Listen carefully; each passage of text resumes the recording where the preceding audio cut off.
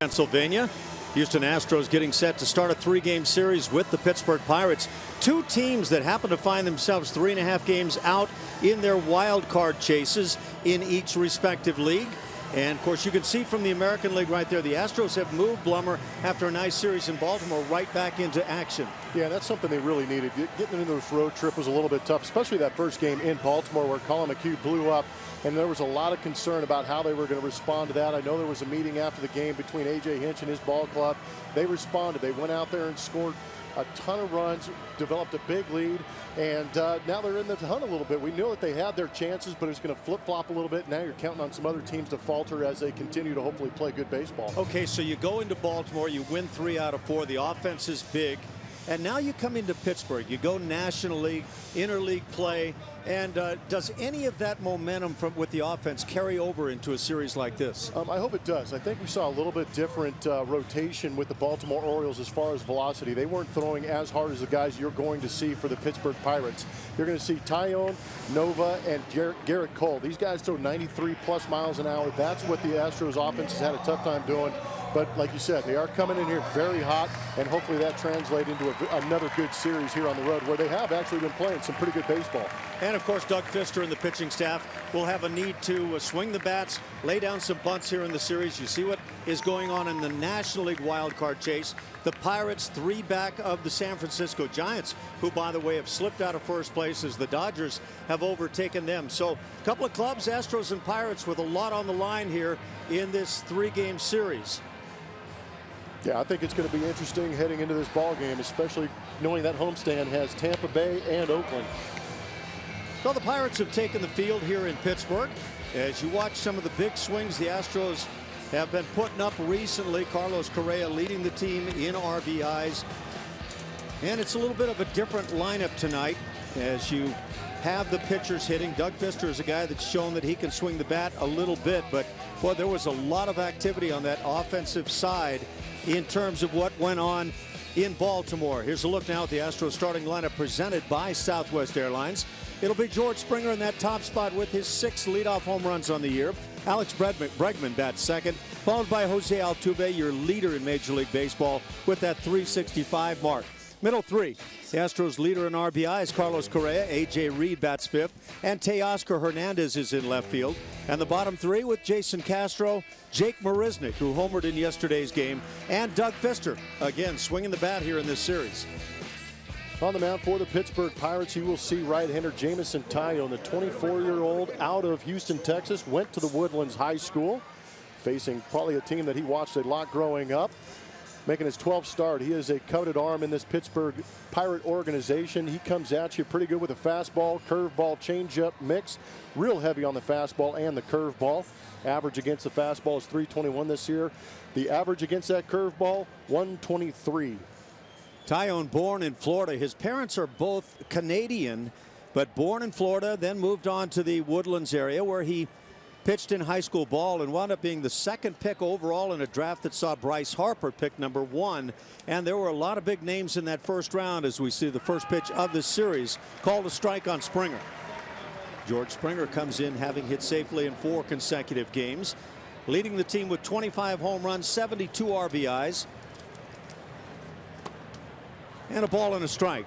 Tyone will come right at you, has good stuff as you would expect for that number 2 overall pick in a draft. Just his 12th game in the major leagues. He's had Tommy John surgery. Also had one of those sports hernias and lost a couple of seasons on his career, 14 and 15. But now back at it. And everybody seems to love what they see from this big right-hander, 6'5". As he brings the strike, it's 2-2 on Springer.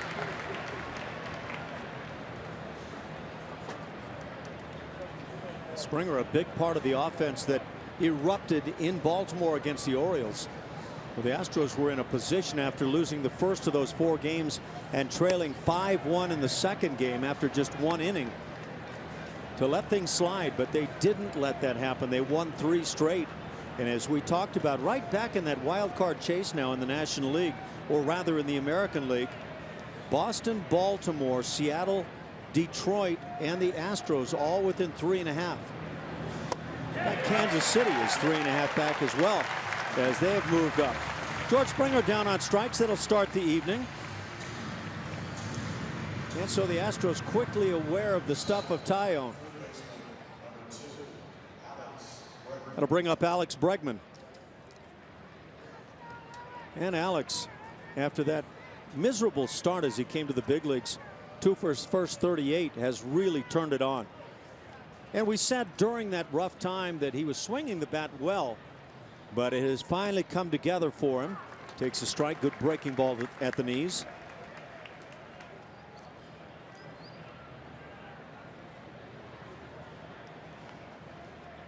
And he's got that little edge about him that I think everybody feels like will serve him well in the major leagues.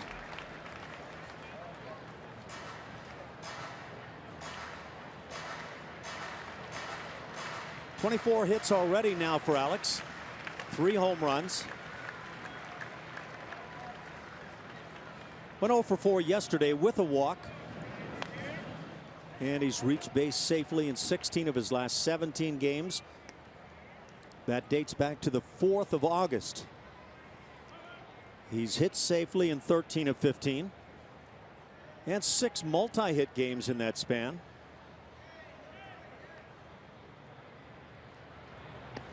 Curveball stays high. It's 1-2. In that 15-game span, Bregman has 6 multi-hit games, hitting .328, 7 doubles. Got a lot of pop in the bat.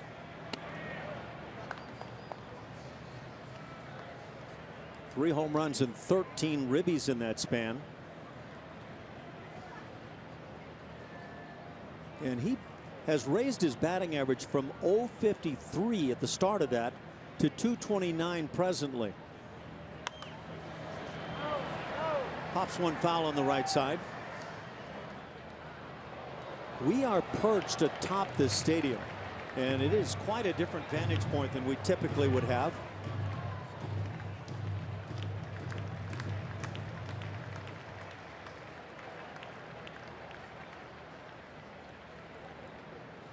Two-two pitch on the hands and pop down the left side. Jordy Mercer, the shortstop, calling into foul territory and makes the catch.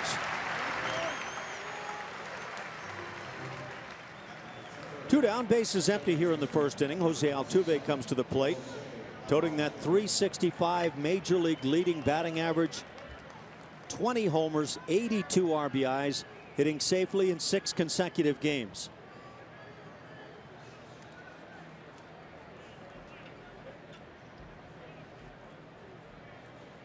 Altuve 1 for 4 yesterday, drove in a run. In the process, extending that hitting streak to 6 games. Good curveball. Taillon showing good stuff, good location here in the first inning.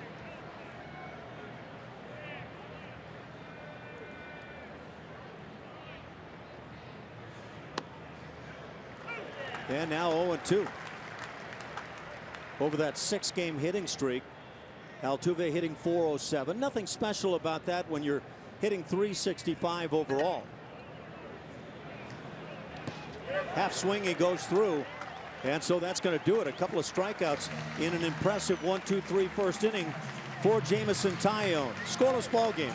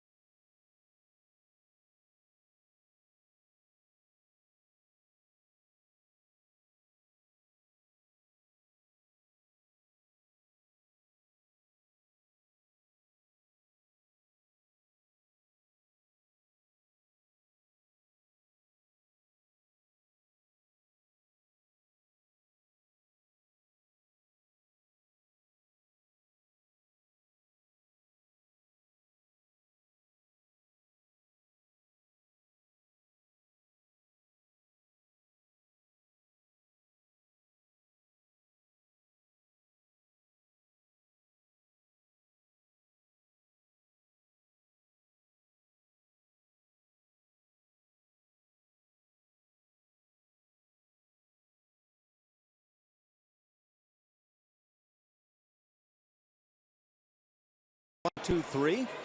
And the Pirates now coming to the plate. For the Pittsburgh Pirates, they'll line him up with Josh Harrison, the second baseman, in the top spot, followed by Starling Marte. Andrew McCutchen, former MVP, will bat third. Middle three, the right fielder Gregory Polanco, David Freese, former member of the St. Louis Cardinals and other clubs. He's at third base. Josh Bell makes his second major league start at first base. And the bottom three, catcher Francisco Cervelli, Jordy Mercer is at shortstop, and Jameson Taillon will be at the plate. As the first pitch is hit foul on the right side. Doug Fister's on the mound for your Houston Astros. There's his numbers on the season. Interesting to note that he has 8 wins on the road this season. That's tied for second in the American League behind Michael Fulmer and Cole Hamels.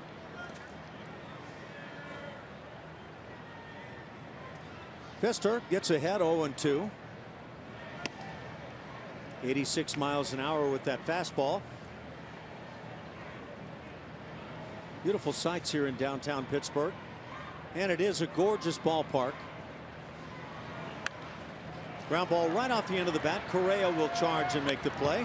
And your first out for the Pirates.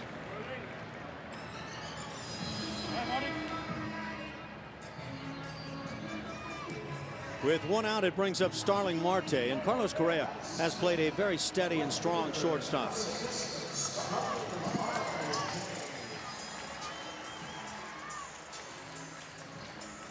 Starling Marte at the plate, 0 for his last 8. He's had a good season, hitting .310, 7 dingers, driving in 41. So his bunt takes a strike on the outside corner. Doug Fister's had great numbers against the Pittsburgh Pirates in his career. He's 1-2. I know the win-loss record isn't all that great, but a 2.08 ERA, 34 punch-outs in 30 1/3 innings. Little shallow fly ball. Brings on Springer as he gets there quickly to make the play, and 2 outs here in the first inning.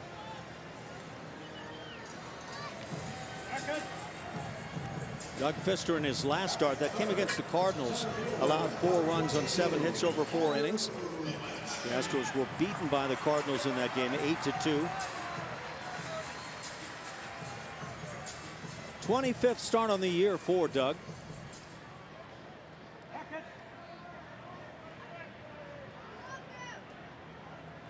Andrew McCutchen at the plate. One of the game's big stars in recent years. And again, we mentioned former MVP in the National League. 17 homers, 51 ribbies. Been a bit of an off season for McCutchen. Has a ball and a strike.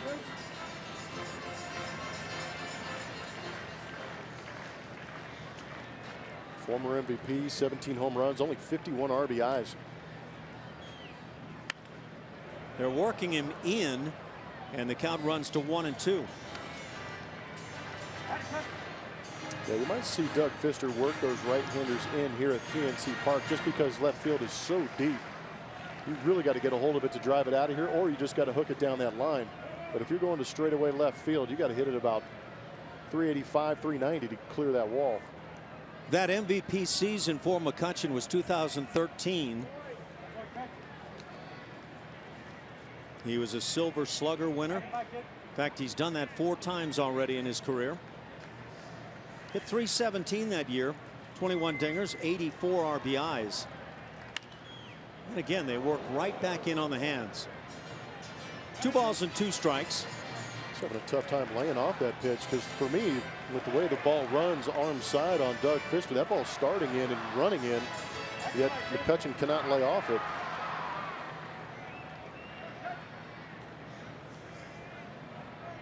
Led the league in on-base percentage in 2014.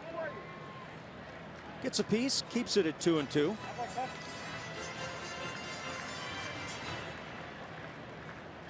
McCutchen now a 5-time All-Star. Came up to the Pirates in 2009. He was 4th in the Rookie of the Year voting that year.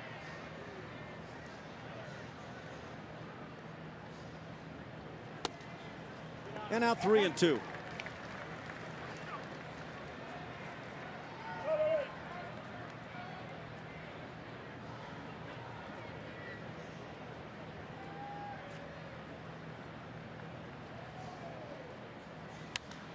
Again back in on the hands and again fouled off.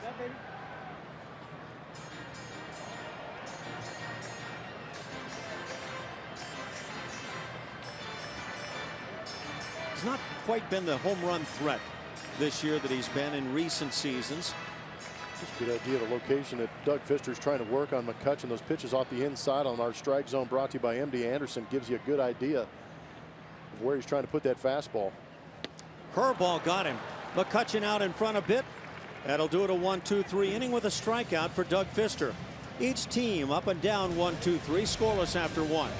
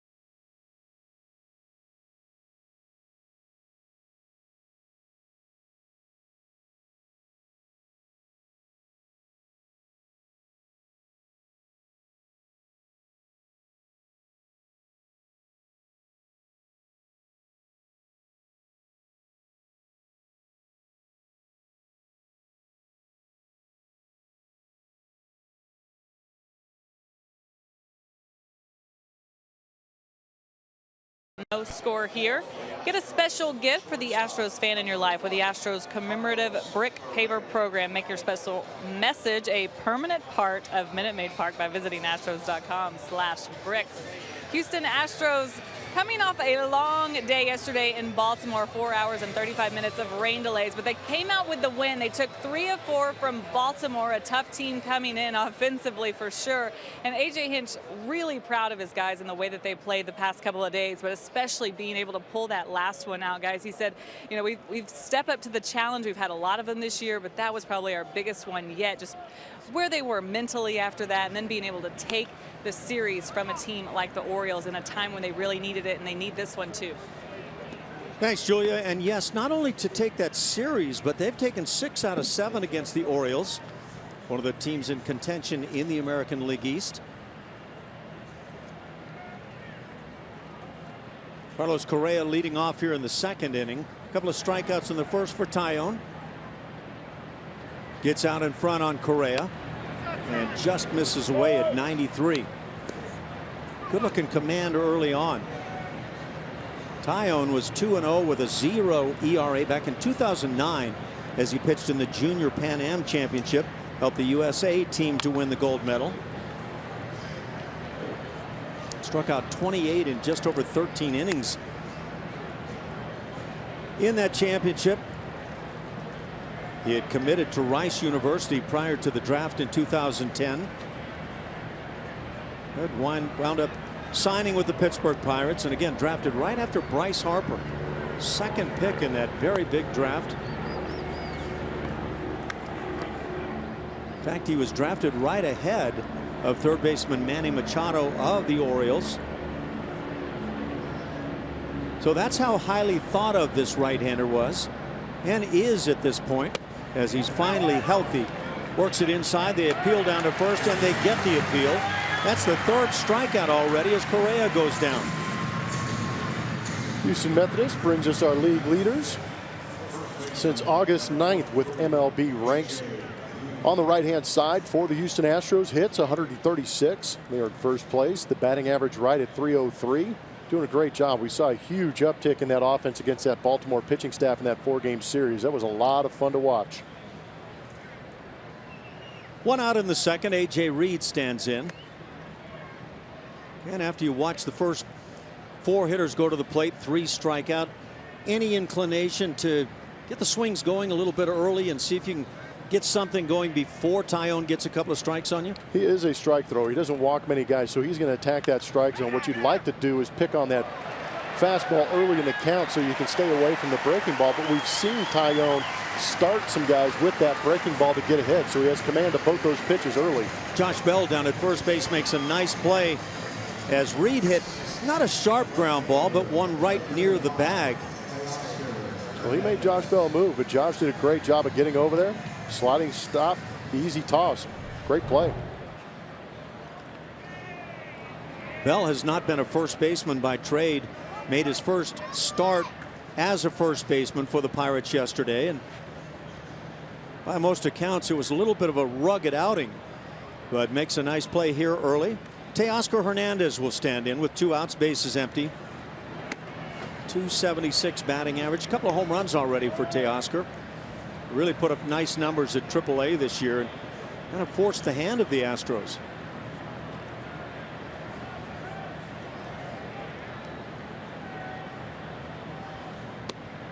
Curveball bends in. It's a ball and a strike. So you learn about Taillon that he's willing behind in the count to utilize the breaking ball.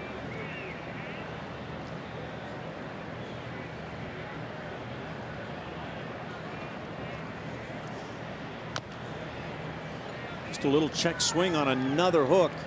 1-2. Jason Castro waits on deck.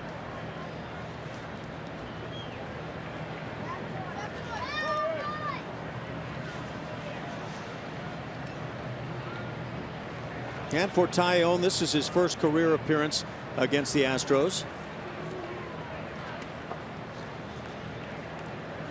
2 clubs that have played well in interleague ball. And another 1-2-3 inning and 2 more strikeouts, 4 already for Taillon.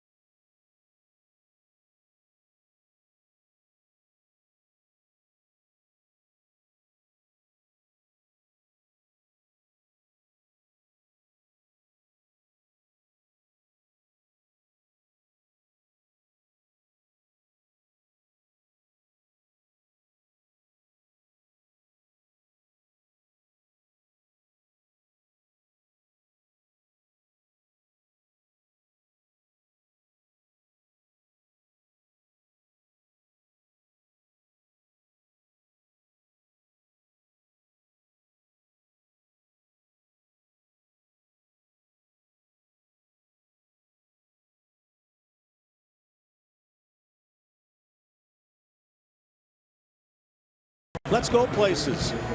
And by Southwest Airlines, transparency, low fares, nothing to hide. Some of the gorgeous sights here in the downtown Pittsburgh area. Just right outside of the right and center field wall areas. Roberto Clemente Bridge. They did it right. This is beautiful. Doug Fister set for the second. He'll face the 4-5 spots. Gregory Polanco stands in, lines one to left field, but Teoscar Hernandez is placed perfectly in out number 1.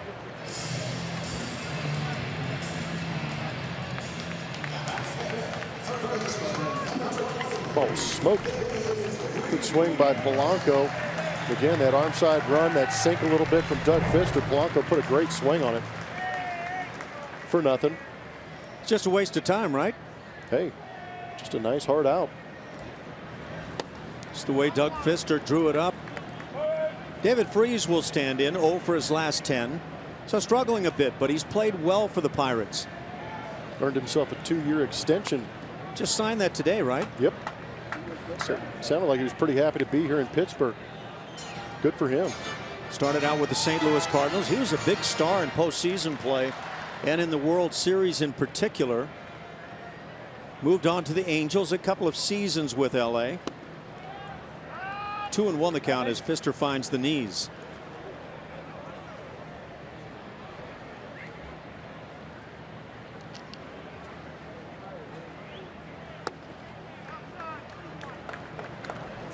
Twelve homers on the year, 49 ribbies. Kind of bounced around defensively a bit, but settling in now as the third baseman. And draws a 1-out walk. First base runner of the evening. Freeze aboard for Josh Bell. Tonight's fan canvas presented by GulloAuto.com. Wow, how about that? Birthday trip to Pittsburgh. The Astros make it enjoyable for them. It's good to see the fans making these trips to some of these great ballparks. They've actually been spoiled on this trip going to Camden Yards, which is a great place to watch a game now here at PNC Park. They are spoiled at home too at Minute Maid, but if you have a chance to get on the road, these are two great parks to be, and you can see the smiles all around. And it's been great to see Astros fans in every place we've been this year. Doug Fister with a strike as he starts it against Josh Bell.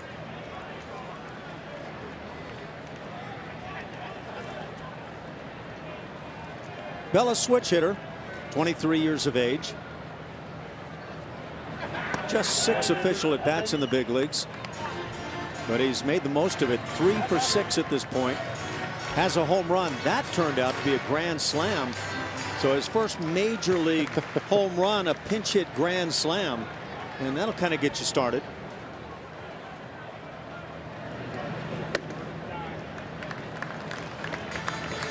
Fister with a 2-1 count.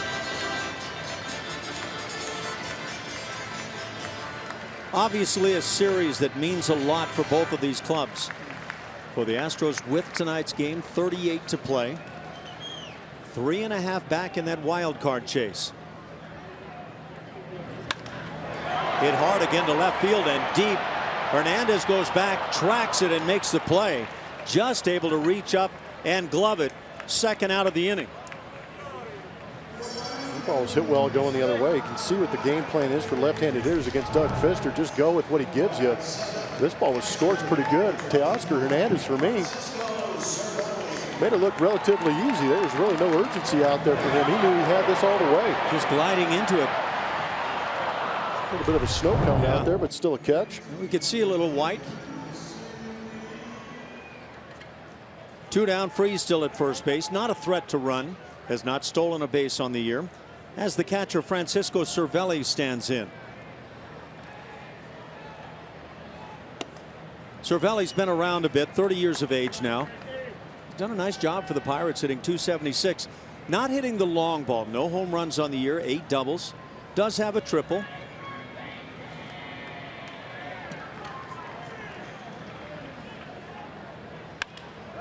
Hits it pretty hard to left center field. Teoscar's going to get there and make the play.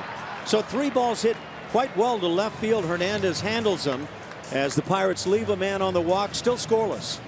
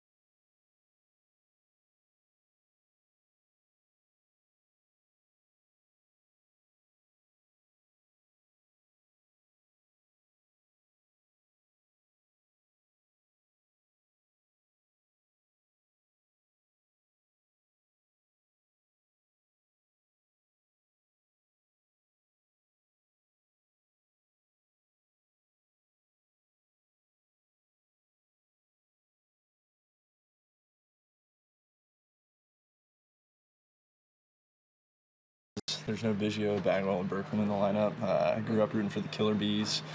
Went to a lot of playoff games, rooted for them. Probably went to 10, 15 games a year. Those were childhood idols. That's why I got into baseball. Those are the reasons, I mimicked trying to throw like Roger Clemens at the time, or tried to hit like Biggio and Bagwell. So, I don't know. It'll be cool. Maybe some mixed emotions for the guy on the mound tonight. That was our Geico quote of the day. There is a very young Jameson Taillon. What a cute picture of him showing off Jeff Bagwell on the cover of that magazine. Like he said, huge Astros fans, and guys, when he was 13 years old, I hate to even bring this up, but he was watching as Albert Pujols hit that home run off Brad Lidge. He said he threw the remote so hard at the TV it broke. So extremely passionate, and you heard him. It's a big reason why he got into baseball, and I know his mom is here as well. So this is kind of a neat night, I guess you could say, for him and his family, guys. Thanks, Julia. Yeah, the Astros lost that night, but they came back to win the next one as they flew into St. Louis. Very impressive effort by the ball club. And by the way, if as a youngster you aspire to hit like Jeff Bagwell, you're likely to turn into a pitcher, right? That's a tough one to emulate. My goodness. And it looks like he's turned into a good pitcher. For the Astros, 7-8-9, Jason Castro leads it off.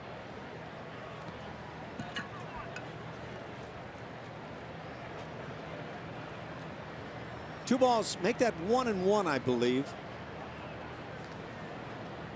as Taillon brings it back to the plate. Little sinking action down and away. 1-2 the count.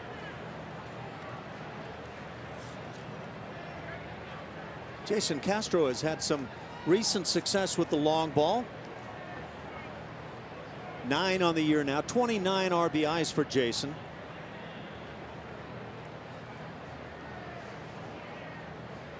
In his most recent start Saturday at Baltimore, had a couple of hits, including a home run.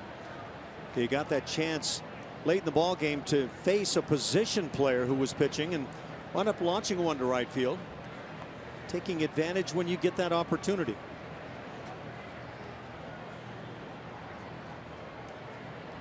And matched a career high with 4 RBIs in that game.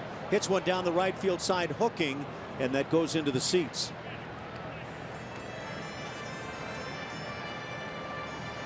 Ryan Flaherty was the pitcher, infielder for the Baltimore Orioles, and there it goes. Big bat. You and I have talked about the fact that sometimes it's not easy to face that position player, but Castro went up there and took full advantage.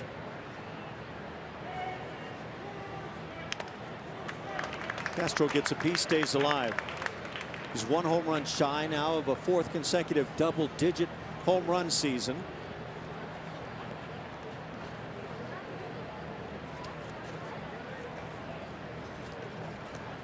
Salvador Perez of the Kansas City Royals, the red-hot Kansas City Royals, the only other American League catcher to record 10+ home runs in each of the last 4 seasons. 2-2. It'll be Castro, Marisnick, and Pfister here in this 3rd inning. 4 Astro hitters have gone down on strikes. All 6 have been retired. Half swing, they appeal, and there goes that fist up in the air. So Castro called out. That's the 5th strikeout already for Taillon. So I was out walking today, did my little jog, and Julia all of a sudden had a dog with her. And last I checked, she didn't travel with one on the plane. So apparently the hotel has a dog, and she borrowed the dog for a walk. She is the dog whisperer. That's Edie, the hotel dog. You can take her for a walk, and you bet I did. Now tell us how you were able to do that. Did you have to sign the dog out? Yes, I did. It was a sign-out sheet, and they also told me to be very careful. Jake Marisnick tries to bunt his way aboard, puts it right back toward the mound, and he's retired. Is that that's a dog that doesn't seem real pleased about the situation? No, there. she was having a great time. Was she? That's just the dog's better side. I asked her if she wanted to go for a walk, and she went a little crazy. She was very, very excited to go, so they let me take her. That's Julia's story at this point. Yeah, that's a good thing you keep that library card going, Julia. That's I'm never taking a selfie again. Liar. Doug Fister at the plate. Yeah, he bats left-handed. And he can handle the stick, too. He can a bit, can he? Takes a fastball for a strike at 94.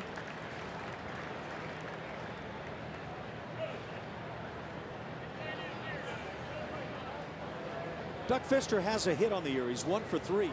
Lance McCullers, who's not with the club, also 1 for 3. Fister gets a piece of it, grounds back to the mound, and another 1-2-3 inning as Jameson Taillon out of the Woodlands is having it his way early.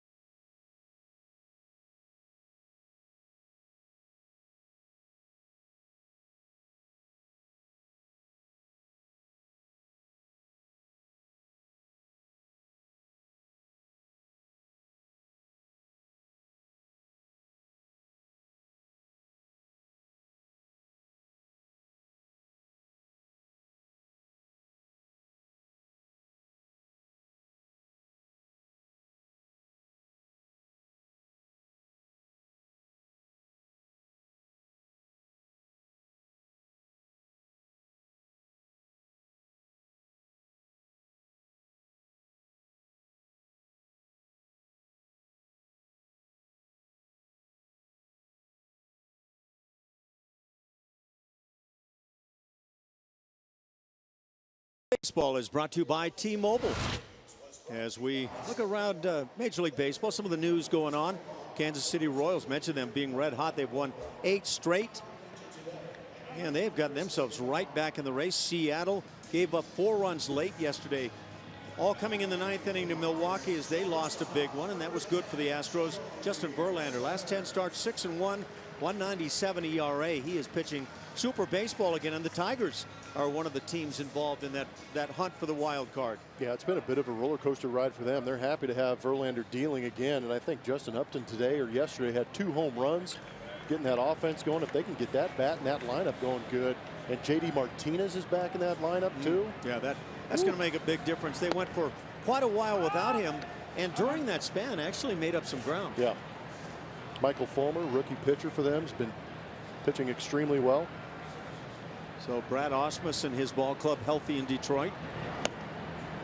Fister brings another strike. It's 0-2 as the shortstop Jordy Mercer leads it off.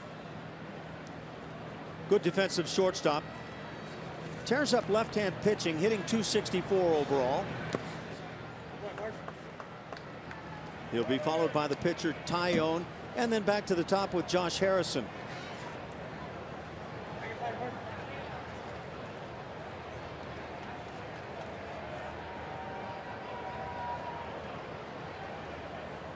Always interesting when you see that crossover to the other league baseball style, especially when you're going American League to National League and the pitcher starts swinging the bats.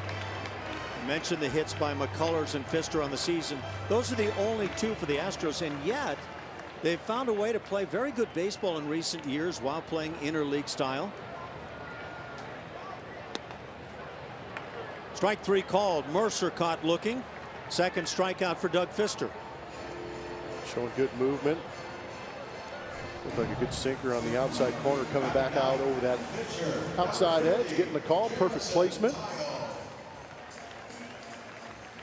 Talking about the Astros and their success in interleague play. They lead the majors in winning percentage in interleague play over the last 2 seasons, going 24-10. They're 8-6 this year.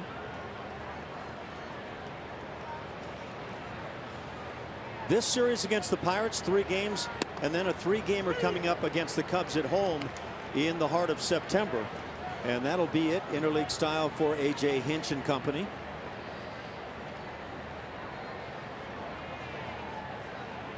The Astros and Pirates had not met up since 2013 as they get this going. Tyone caught looking. Back-to-back strikeouts looking here in the third inning. 3 punch-outs now for Pfister. Oh gosh, you have barely enough time to let the ink dry before Doug Fister's is going out there and getting some outs. Just working that outside corner, stretched it a little bit right there, but gets a call. Might have been that 0-2 on a pitcher strike zone. Yep. Which we are all okay with. Works out just fine, doesn't it? Of course, we talk about how well the Astros have played in interleague action in recent years. Since the beginning of 2013, the Pirates have a 47-30 interleague play record.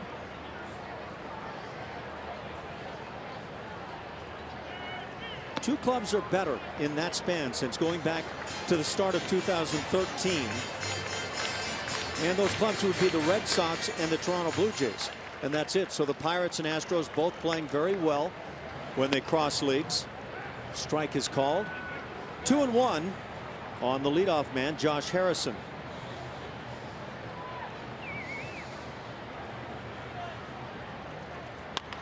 Little tapper back to the mound. Easy for Pfister. He'll shorten that throw and make it. And a 1-2-3 frame. We played 3 very well pitched.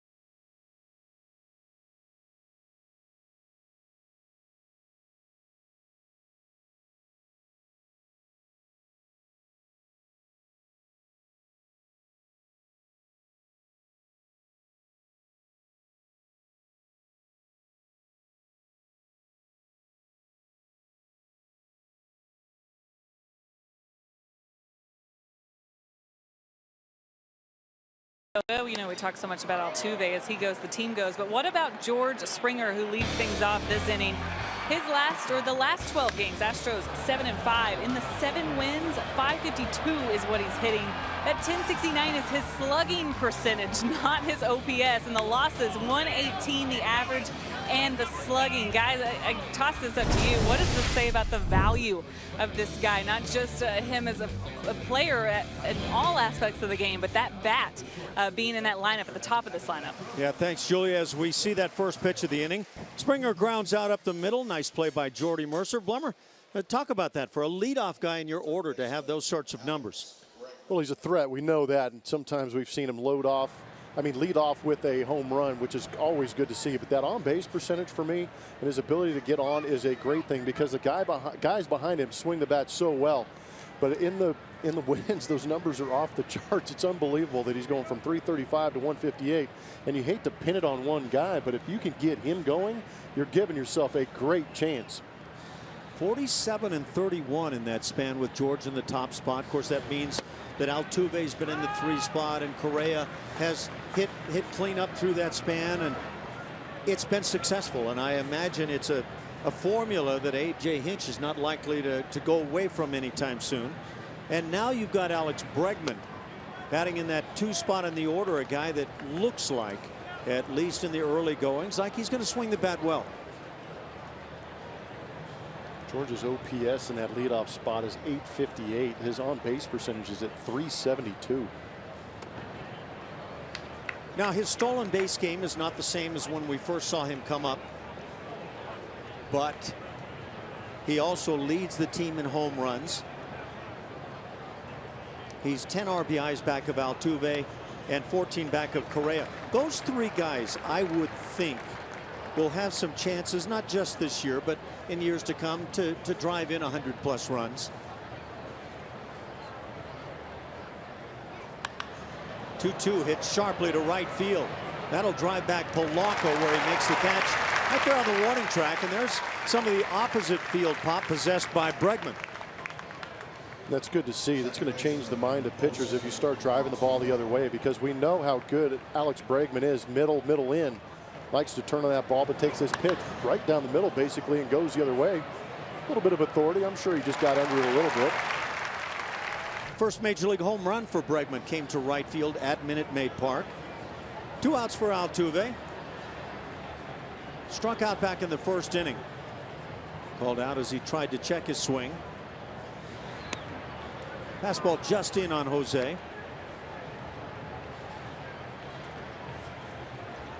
With the strikeout, batting average will drop a point. .364 for Jose. Drills one off the glove of 2 players. When have you ever seen that? It'll be no doubt a base hit for Altuve, as he flat destroyed this baseball. You see Mercer and Freese looking at each other like, man, we almost pulled off one of the better web gems you're ever going to see. But I think it's just shock for Jordy Mercer, who's going into the hole probably to turn around and get a cutoff from the left fielder. But it turns out he had a chance to pick this one.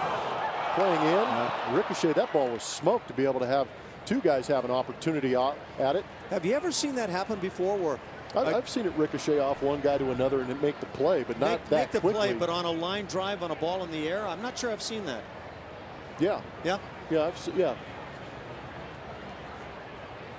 Well, let's call it rare then, had it It happened. is rare. No, Yeah. I completely agree. But, you know, with some of the shifts that we see these days, you're going to probably see a little bit more of that. It'll bring up Correa. They'll drive Altuve back to the bag. I've seen plenty of times that line drive right off the pitcher's backside, pops up, shortstop or second baseman Yes. makes a play. Yeah. In fact, I've seen a pitcher or 2. In fact, I've seen 2 pitchers get drilled by line drives and have the ball then pop up to an infielder. That's the first hit of the ball game, by the way. So Altuve picks it up. Second base runner. The Pirates had the other. David Freese walked with 1 out in the second inning. Altuve in that running game has slowed. 26 bags on the year. No longer leading the league. But you get in a series like this, you wonder if the running game starts getting employed a bit. They'll get the force at second to retire the Astros. Correa with the fielder's choice. That'll do it. But the first hit of the game.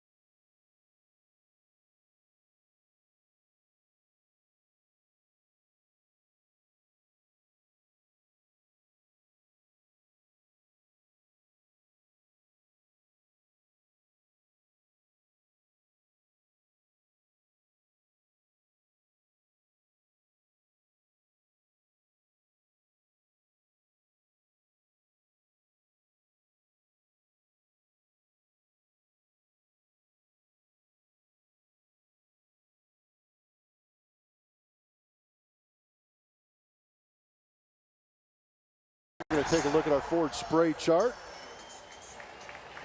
Starling Marte this season, hot and cold zones. You know, Brent Strom saw this and got a little excited because he loves having those Astro pitchers attack that top part of the zone. But if you miss middle down, my goodness, this young man is going to drop the head and drive it. Some big numbers down there. That's how his major league career started, as the first pitch in the inning taken for a strike.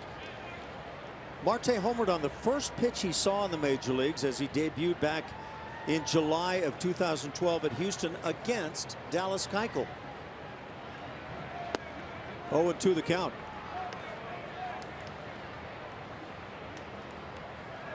And you change batting orders, and sometimes it works, sometimes it doesn't. But in 64 games as a cleanup man this year, Marte hitting .332.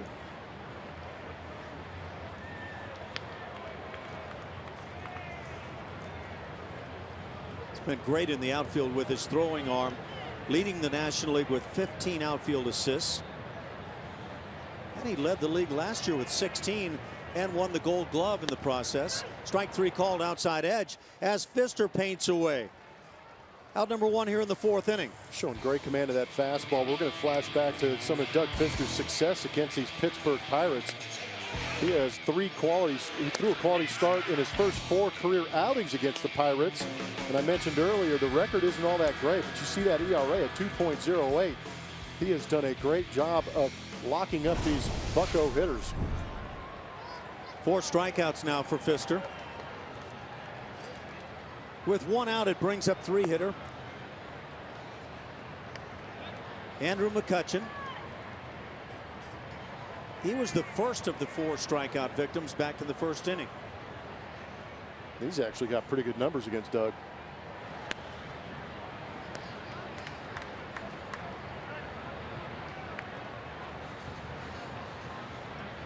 So you'll settle for just under 500 then. Yeah, and that was 2014-15 Andrew McCutchen. He's a little bit different. Yeah, he hasn't been quite as dangerous this year. Well, he's had some big seasons in the major leagues.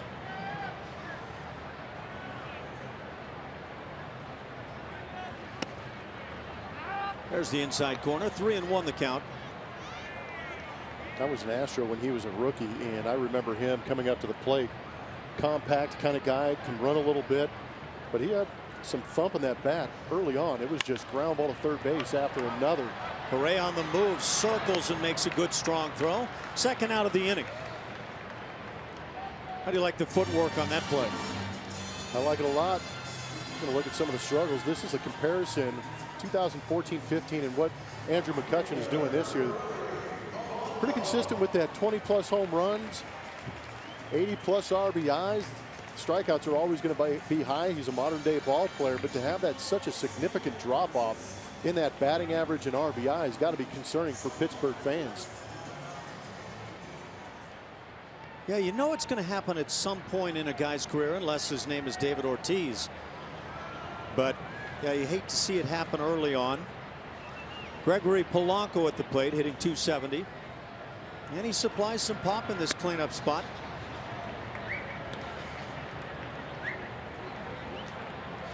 Hit the ball sharply as he lined to left field, leading off the second. 2 more games in this series. Tomorrow night and then a day game on Wednesday. That's a 6:05 start tomorrow Central. 5:30 on the pregame show. Joe Musgrove tries to turn it back around after a shaky start last time out. Goes against right-hander Ivan Nova. And then on that Wednesday game, 11:35 start. A drive to right field, deep at the wall, and that is off the wall. Extra bases as Polanco glides into second, a 2-out double, and now the Pirates have their first hit of the night. But again on Wednesday, 11:35, Colin McHugh against tough right-hander Garrett Cole.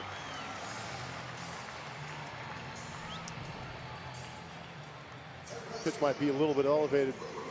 Again, we're talking about attacking part of the zone, top part of the zone. But Polanco ready for it, hammers it. Luckily, the trajectory wasn't very high to allow it to get over that wall.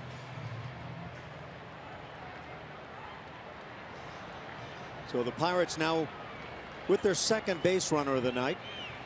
The first one was David Freese. He's at the plate now. He walked in the second inning.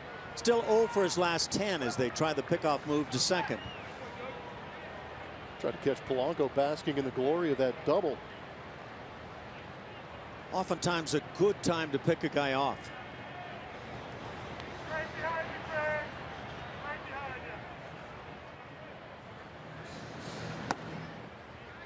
Mr. falls behind.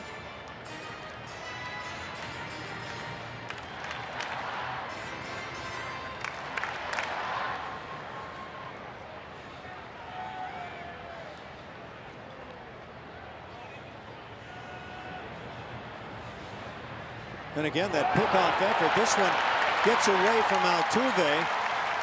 It'll likely be an error charge to Pfister as moving into third base with 2 outs is Polanco. Yeah, meanwhile, Polanco's got a nice, probably bone bruise on that right arm as he was diving back. The throw hit him on that right arm, causing the error. Pfister turning, trying to throw it in that tag zone. Altuve unable to get the glove on it and ricochets off Polanco, giving him an extra 90 feet.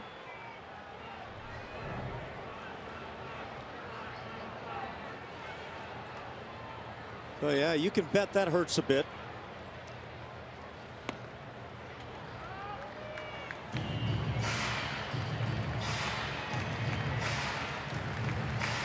For David Freese, .295 the batting average with runners in scoring position this year. And now 1-2 the count. My only guess on that one is that David Freese was looking for something else. Yeah, that Maybe seemed to be off speed, because that was a pretty good fastball to hit. Yep. And with Altuve shaded up the middle, pretty good right side to shoot to. Freese is actually good at going that way. Starts the bat. Does he hold it back? Yes, he does. Umpires tonight, Mike Everett behind the plate. He's the crew chief. At first base, Jordan Baker. At second, Tim Timmons. And Pat Hoberg is down at third. Tim Timmons at second base is my first and only ejection.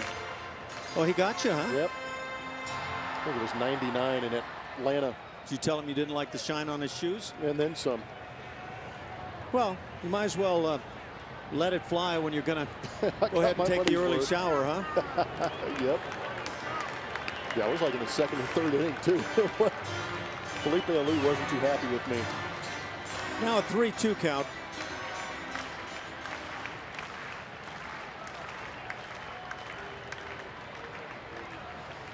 Breaking ball got him. On the 3-2, Doug Pfister comes up with a good one, his 5th strikeout. And he gets through the 4th inning as the Pirates strand a man at third.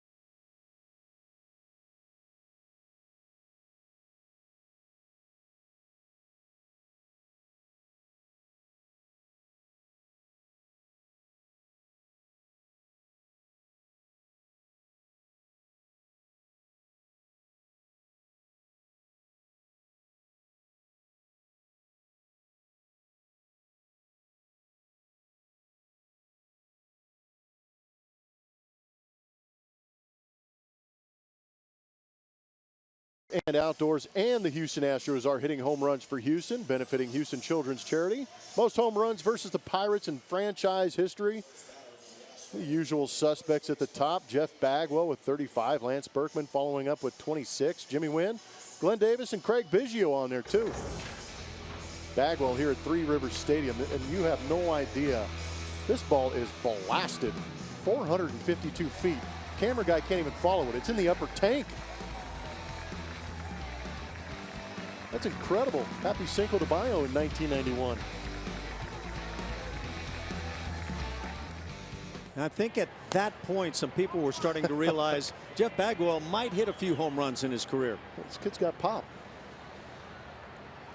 A.J. Reed leads off here in the 5th. Scoreless game, very well pitched. Reed out in front of the count, 2-0. A.J. grounded out to first base in the 2nd. Nice play by Bell to get him. And now 3-0. Teoscar Hernandez and Jason Castro to follow here in the 5th inning.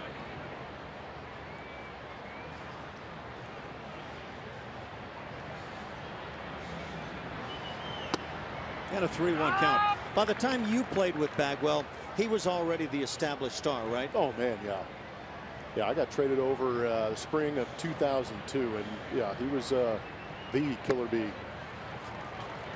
Leadoff walk to A.J. Reed. So he's aboard for Hernandez, and there's a pretty good slugger before Bagwell, the toy cannon. This is at Forbes Field. And you're looking at the right thing. That field was so big that they actually put the batting cage out there in center field, figuring nobody'd get to it, and Jimmy Wynn just went ahead and cleared it. Can you explain to me what it is about 6 foot and under sluggers in this organization? I don't know. I mean, these guys just get under it and drive. What did I hear? 462 out in that corner there. And I didn't hear anybody say, let's get rid of the batting cage out there. Of course, Tal's Hill is going to be done with at the end of this year. But those were the days when you had Forbes Field, and we just saw it, and Yankee Stadium with the monuments out there in play in center field. Yeah, you just don't anticipate guys driving the ball. That's the dead ball era, maybe, too? Right? Yes. I have a hard time putting that all together. Yeah, the Babe hit one 600 and some odd feet in the dead ball era. Just imagine what he could have done today. They'd have to have a screen on the other side of the river here to ensure that people didn't get hurt.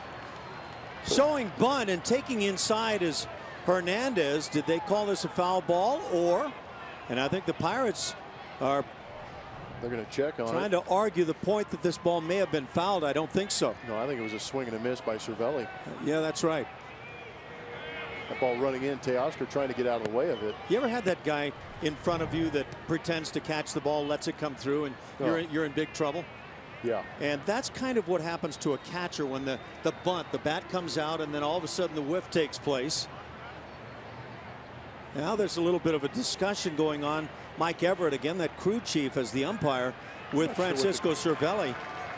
And now it's going to move on to the skip. Clint Hurdle will come out. Guy who did some catching on his own. Well, what could Cervelli be arguing right there? He pointed to the tip of his glove, and that's where the baseball went off of, but I didn't see any redirection off the bat. You know what could be argued by a catcher? He knows the ball hit his glove, but he says, didn't you hear that sound? I didn't touch it. Oh, he's trying to sell it. Yeah. I like it. So I don't know that. Yeah, only a deceitful catcher would try to pull that off, right? No. There's none of those. No, I don't think so. Anyway, the Astros. Flashbacks over there. You all right? I'm going to be all right. I just wave the towel at me for a while. Reed's at second base with nobody out. We're going to take a look at Supermo, brought to you by Mattress Firm, and you can see Teoscar moving out of the way. No contact. That was clearly off the glove of Cervelli. Great view of it. Did that ball hit the knee of Everett, the umpire? I hope so. I'm wondering if there was a second sound there that might have even left Cervelli thinking, I heard two sounds. A lot of what goes on there for the umpire and the catcher is the sound factor. Well, yeah, things are happening so fast, too. Yep. Sometimes you have to rely on. So it's a 3-1 count. Leadoff walk to Reed. I believe they should have called that a pass ball. This one is hammered deep left field. Back at the wall. See ya. Two-run jack for Hernandez as Teoscar launches his third on the season And the Astros grab a 2-0 lead here in the 5th. Wow, the memo is going to get around the league that you don't want to come into the kitchen of Teoscar Hernandez. This is the second time we've seen a fastball in off the plate possibly where he has shown no panic whatsoever and brought the hands in nicely and driven it. That ball smoked. Just flat destroyed to left field. Yeah, you're right. He doesn't look like that overly big guy, but showing some great power. That'll bring up Jason Castro, strikeout victim in the 3rd. That was the last of the 5 strikeouts picked up by Taillon. Teoscar Hernandez gets a chance to come to the big leagues, and boy, he's taking advantage.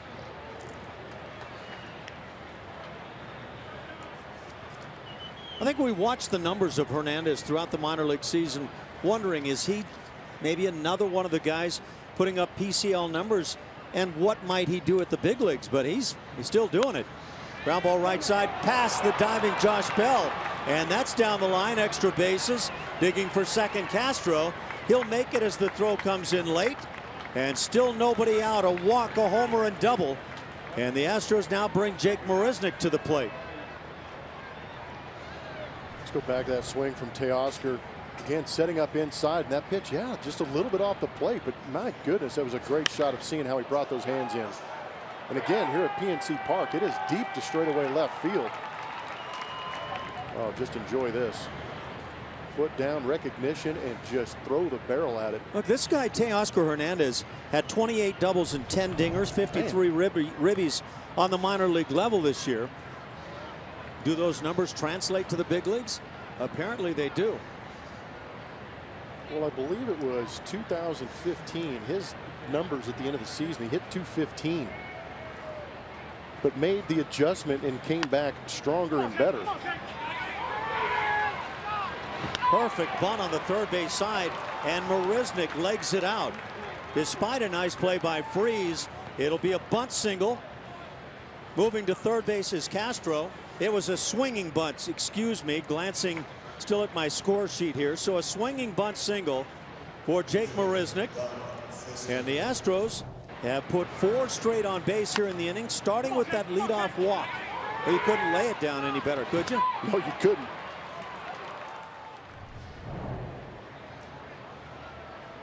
So Taillon suddenly running into problems here in the 5th inning. 2-0 Houston, still threatening, nobody out. And now Doug Fister at the plate. Again, possessing one of the 2 Houston hits for pitchers this year. Is he going to be asked to lay down a bunt and simply move Marisnick? How about the aggressiveness of Houston Astros hitters? Second time around facing Taillon. Well, third time. Well, second time, I apologize. I assumed in the 5th inning they'd have their third time through, but Taillon had a pretty good run through the first time. But the second time around, it seems like these Astro hitters are a little more aggressive, attacking those fastballs in the zone. And if Doug can handle the bat right here in the 1st and 3rd situation and get that bunt towards first base, it should be a pretty easy run. Pretty good swing there by Fister. Watch Jake Marisnick move on down the line. Tell you what, speed doesn't slump, does it? Not very often, you're right. Watching, or at least it shouldn't. Yeah, watching Josh Bell catch that throw, kind of got himself stuck with that foot down maybe a little early on a throw offline. 0-2 pitch taken, strike 3. Well, you'd rather see that than the double play. But yeah. 1 out now, runners at the corners. Going to look at our Lexus defensive rankings now. We've got Jason Castro at third base. Go around the outfield of the Pittsburgh Pirates. Starling Marte, Andrew McCutchen, Gold Glover out there in center field. They have a very good outfield, but again, in combination of what the Houston Astros are going out there as far as speed, I think that it's going to be a calculated risk for Gary Pettis, depending on where the ball is hit. If the outfielders are aggressive to the baseball, we know they have some relatively good arms and are accurate, but I think the speed offsets some of those things.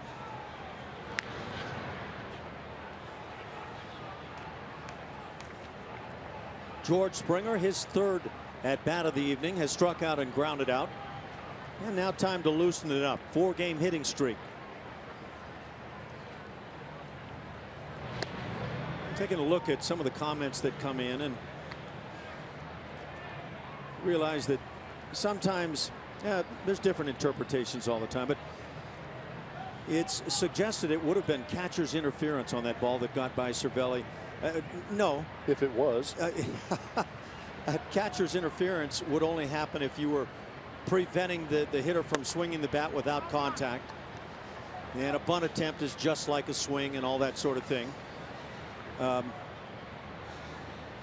And the catcher would never be able to blame a ball, missing a ball on the hitter unless the hitter had stepped across the plate. And so, yeah, just a little bit of a misconception there. Jake Marisnick, always a threat to run.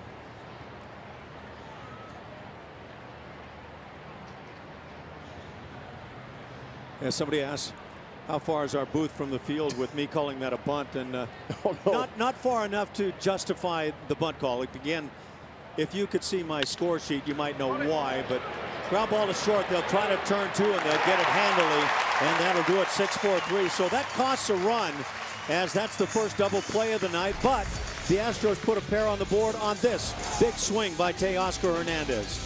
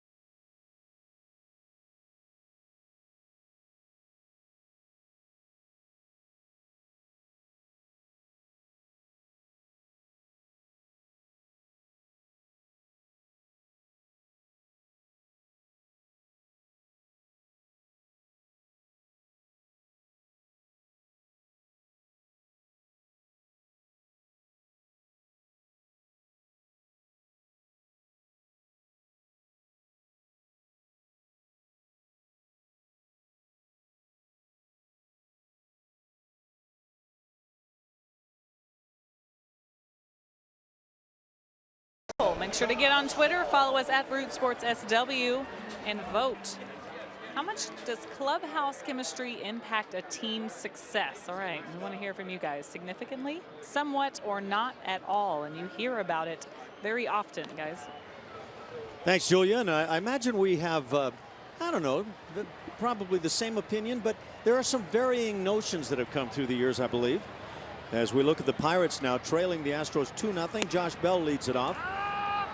And the count's a ball and a strike. Plummer, your thoughts? I've been on teams where we've had unbelievable clubhouses and haven't won. I've been in clubhouses where we've had some decent, yet some fiery attitudes in there, and we've won. So I think it's a pretty good mix of both.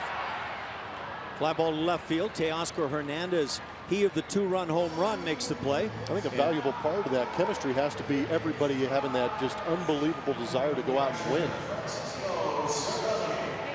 On that topic, you know, 1986, we looked back at that year. We had some of the legends, including yourself, coming in and getting to chat with some of you guys about that season. I heard that word come up a lot as far as what you guys, as the talent that you guys had on that team and what it took to go where you went. So, you know, it sounds like you guys had something going on in the clubhouse. Yeah, Julia, you know, you mentioned the word talent and then chemistry. And I think a lot of times chemistry gets thrown in by the media when a team does well. Take, for instance, the 1980s with the Oakland A's and Reggie Jackson. You remember he was the straw that stirred a lot of things in New York and otherwise. It actually stirred a lot of problems on teams. and yet those Oakland A's won. I don't think the Yankees were always just having parties together, but yeah, when you're really good, I think a legend might grow a little bit. Solid base hit here by Francisco Cervelli. Comes with 1 out. So I do think, like Blummer says, sometimes you're on a team where everybody just gets along so well, and yet you don't win. And then things can go a little sour. I think losing will breed some some poor feelings on a team. Yeah, and when you win, it tends to come together, except for that one guy in the corner that everybody points at and really doesn't care that much for. But when you win, it's all good and fine, right? Winning is the cure of all evil. Yep. Second hit for the Pirates. Cervelli aboard for Jordy Mercer. Yeah, but it's a great question that Julia brings up.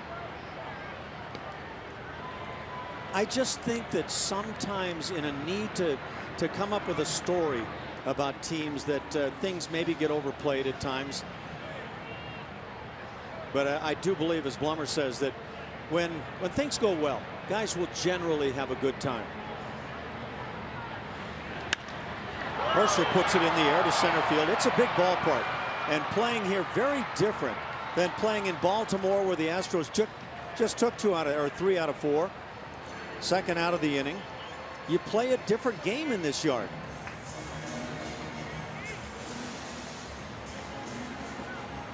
I was on some good Astros teams that had great pitching.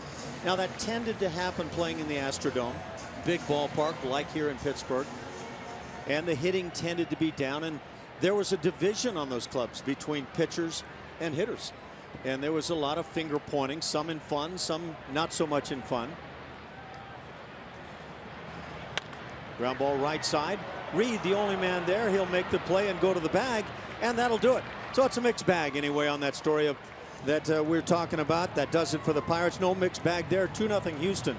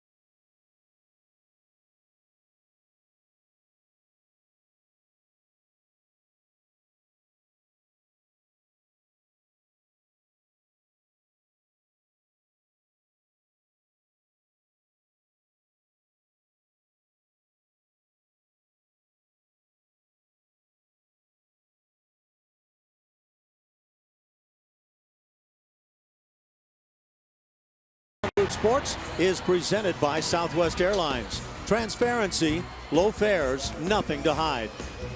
By Academy Sports and Outdoors, donating $100 for each Astros home run and $200 for each Correa dinger to Houston Children's Charity. And by Michelin, a better way forward.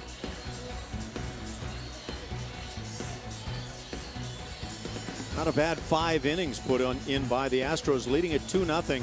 Gorgeous sights of downtown Pittsburgh and the Roberto Clemente Bridge that it leads right back toward us, toward the stadium.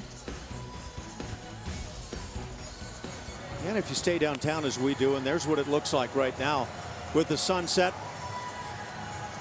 It's just a nice little walk across the bridge. A little bit on the sweat-making side here this afternoon.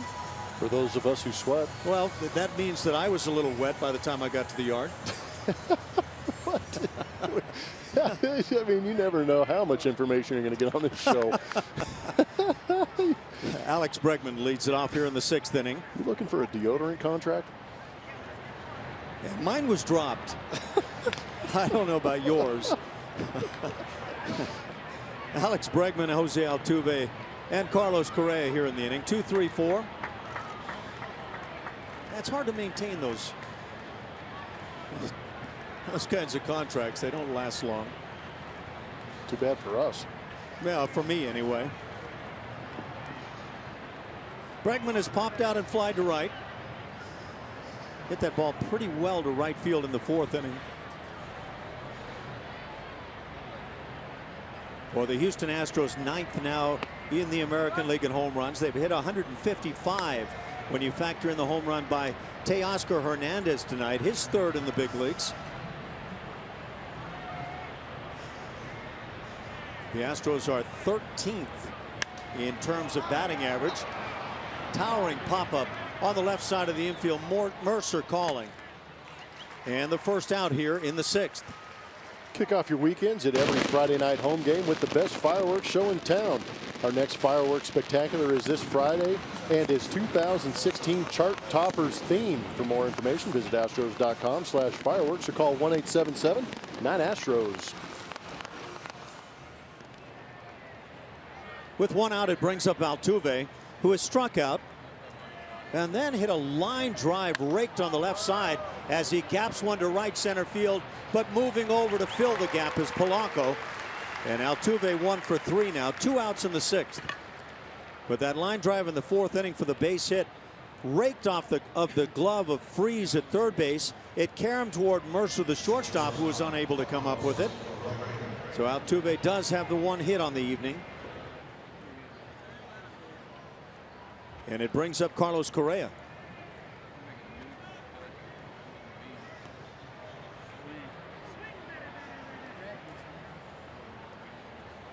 Both pitchers have been sharp this evening. The Astros had a chance to pick up at least another run in the 5th inning, but a double play grounded into by George Springer ended that threat.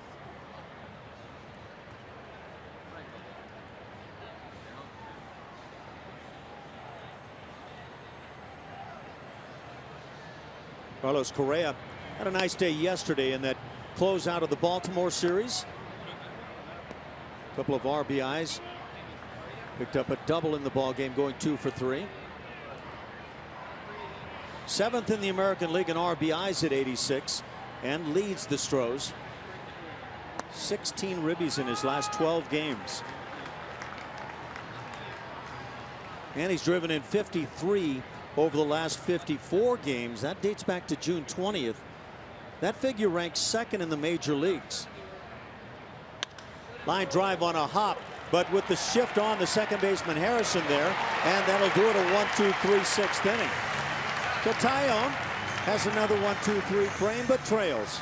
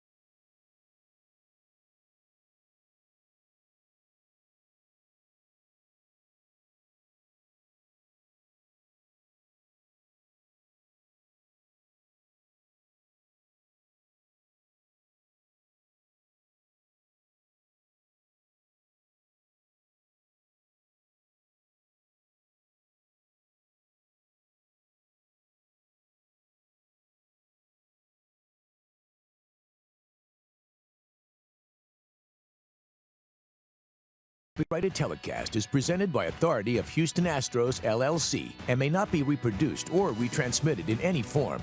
And the accounts and descriptions of this game may not be disseminated without the express written consent of Houston Astros, LLC.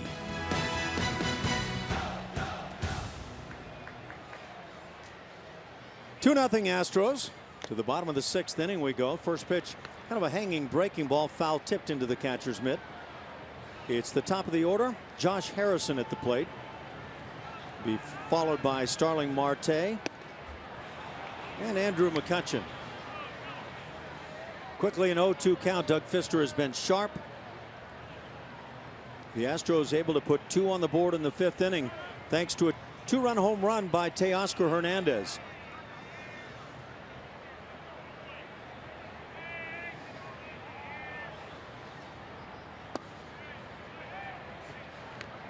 For Doug Fister, he's allowed 3 runs or less in 18 of his 24 starts on the season.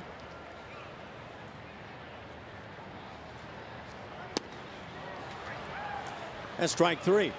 So that does it. Quickly disposing of Harrison. And out number 1 in the 6th inning. 6 strikeouts now for Fister. This is a great tweet from Brandon Smith. And for more on today's Stro Poll, we've turned to Ty Cobb. Really? Quality teammate. Coming in spikes high. Yeah. I wonder if his own teammates liked him. Maybe not so much. Jake Marisnick gliding into right center field for a quick second out. Marte retired. And that brings up Andrew McCutchen. Now, I don't know. I had recently heard somebody declaring that maybe some of the legend about Ty Cobb was not exactly accurate. That maybe he was a sweetheart after all. Huh? Yeah. Why don't you tell us? You're not quickly buying into that story, huh? Why don't you tell us? I have no idea. You're my not going to bad. try to take me back to that era. That's going to kind of ruin all the stories about Ty Cobb, and especially some of those pictures we saw with those spikes around neck high. Yeah. Yeah, I'm trying to think of a teammate you might have had that maybe could have been caught with a photo with his cleats up in the air at some point. Is that possible? Oh, yeah. I might have been one of them. Yeah. But see, it would have belied your sweet nature, right? Depends on who you ask. 1-2 the count on McCutchen. 0 for 2 on the night with a strikeout. Tough night for the offense. We got spoiled rotten in Baltimore. And that was hitter's haven. And you maybe get a chance to see why a team like the Orioles have so many big offensive numbers, all the home runs. That home ballpark can mean a lot as to how you play on a season. Bregman with the play. A nice throw on the run. A 1-2-3 inning. Doug Fister gets through it quickly. To the 7th we go. Astros on top.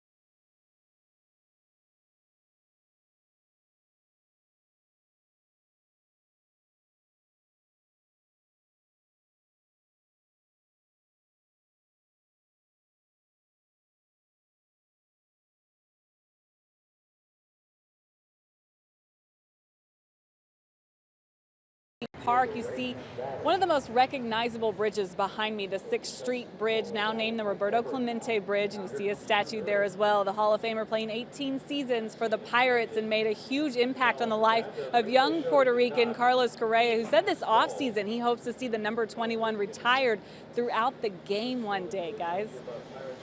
Yeah, thanks, Julia. That could become challenging if you start retiring the numbers of all the great players that have gone before, but yeah, can understand that feeling for Carlos Correa. A.J. Reed leads it off here in the 7th. He has grounded out and drawn a walk. That walk started out the 5th inning and was right in front of Teoscar Hernandez, who launched one to left field, a 2-run home run, the only scoring on the night. I think there's a little passion with Carlos Correa and Roberto Clemente, obviously both being from Puerto Rico, so honoring his countrymen that way. I'm sure he's heard amazing stories about him, and we've actually been lucky enough to see quality video of him. Well, I grew up in that Roberto Clemente era, and I know he was one of the game's great players, no question.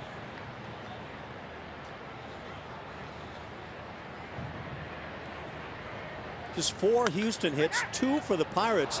This ground ball off the glove of the first baseman Josh Bell, and that'll provide A.J. Reed a chance to reach. We'll see how this is ruled. Tough play at first base on the backhand for Josh Bell. Ball hit him up a little bit. It is an E3 charge to Bell. Hit hard, but I agree, a play that should be made. So that's how it gets started here in the 7th inning. First error for the Pirates. The Astros also have an error. That charge to Doug Fister. So nobody out. And right back to the scene of the crime. Teoscar Hernandez, last time up, just destroyed a fastball that came in toward that inside edge. 3 major league home runs now for Teoscar, as he matches Alex Bregman in that category.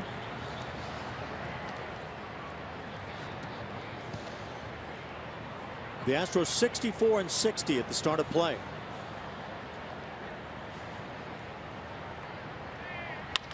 Ground ball hit left side. Jordy Mercer on to Harrison to Bell, and they get the double play. That's the second turn by the Pirates tonight, and quickly 2 outs here in the 7th. There's Roberto. There's some raw tools. Yeah. Going out there smashing baseballs. That's not easy going over that 415 at old Detroit Tigers Stadium. Had an absolute hose for an arm, too. Yeah, that was the legend of Roberto Clemente. He also was that guy who could kind of step toward third base and destroy it down the right field line. Just use the entire field. Good numbers. 15-time All-Star. Just imagine retired right on 3,000 hits. I know, isn't that crazy to look at? I shouldn't say retired. His life was prematurely ended, and he was out trying to help others. And that really is a huge part of that legend of Clemente.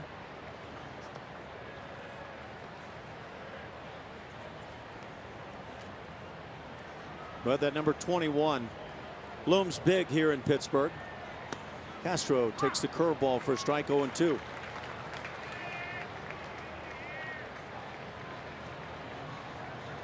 But then there was Willie Stargell, and we've had some great ones here.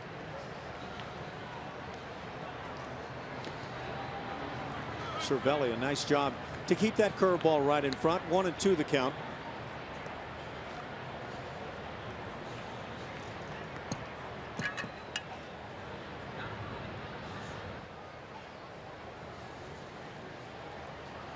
Talked about the fact that the Pirates are in that wild card chase 3 games back in the National League.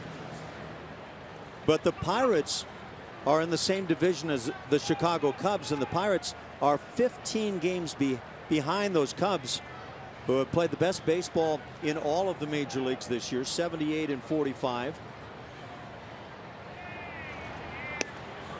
Inside corner caught. Castro caught looking. And that'll do it. Another strikeout. That's 7 now for Taillon. We go to the bottom of the 7th. Astros lead it.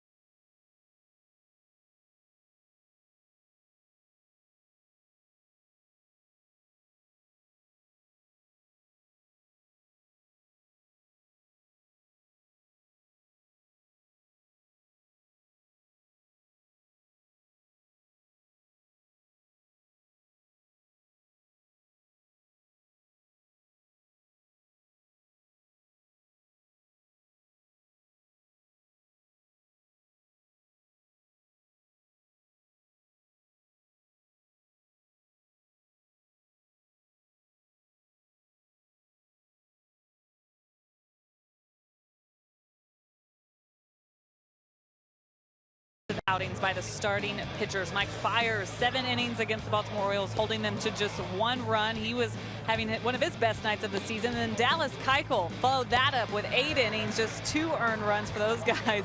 And that Baltimore offense had been hitting the ball hard and out of the park. So what the Astros starters did in those 2 nights was kind of turn things around for a very struggling staff, really, for about a week or so. Those guys were failing to get through 5 innings, and here we are again tonight. Doug Fister through 6 scoreless against the Pirates. This is a very good trend for the Houston Astros, guys.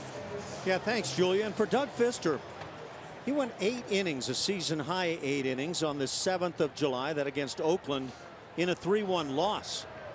So now working into the bottom of the 7th inning, leading it 2-0, facing the 4, 5, 6 hitters. Gregory Polanco leads off, followed by David Freese and Josh Bell. Polanco has hit the ball well tonight. He lined to left field and doubled in the 4th inning.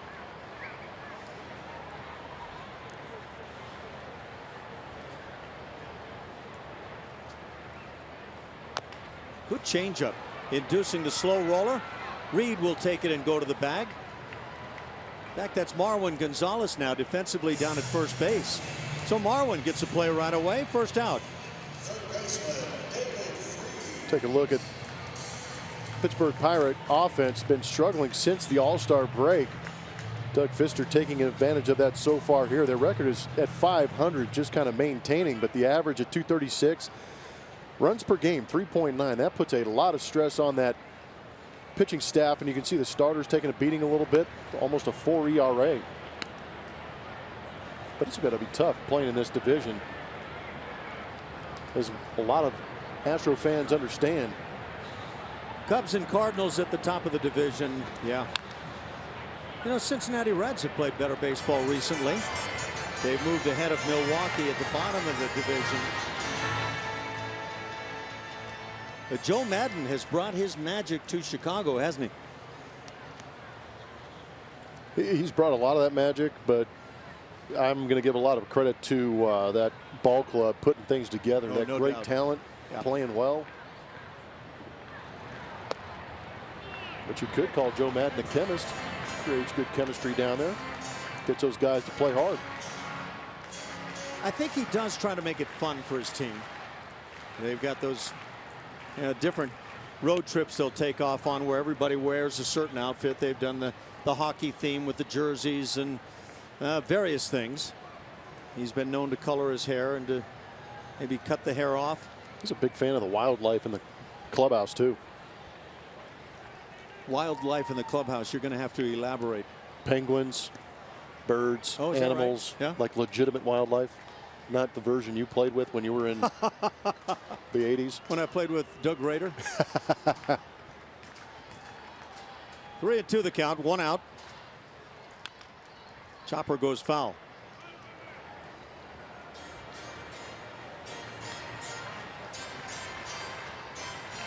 Did you ever play with a teammate, as I did with Doug Rader, who could take a golf ball in the clubhouse and take a full hack at it and send it flying off the walls? Oh, man. Oh, you just. No, that reminds me of a story. I think it was somebody in the Arizona.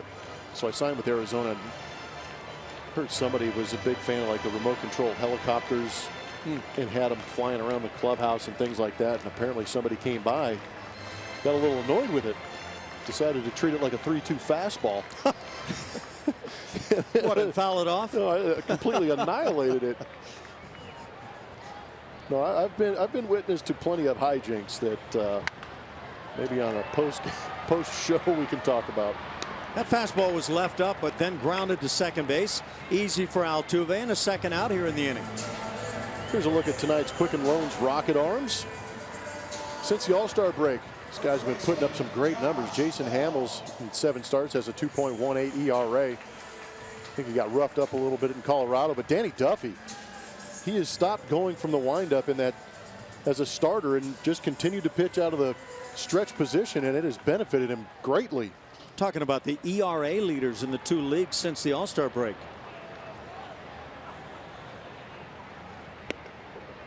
Curveball in for a called strike. Josh Bell at the plate.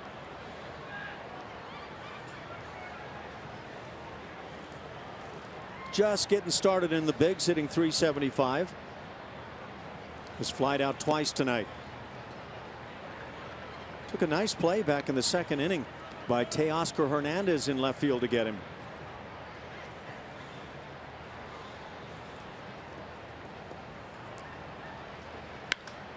There's a line drive down the left field side. So Bell gets his first hit of the night. It'll be for a double as Teoscar gets it back in. 2 out, 2 bagger. That'll bring up Francisco Cervelli. And for the Pirates, just their 3rd hit of the night. 2 of those doubles. Tell you what, I'm kind of digging the swing from Josh Bell. He's got a little bit of a buggy whip with that bat waggling around a little bit. But we see him drive the ball the other way pretty good, getting on top of that heater and just shooting it down that line. Yeah, he's got that that non-loopy swing, kind of just getting the barrel to it, huh? Yeah, he is very direct. Bell aboard at second. Cervelli at the plate, has singled in 2 at-bats.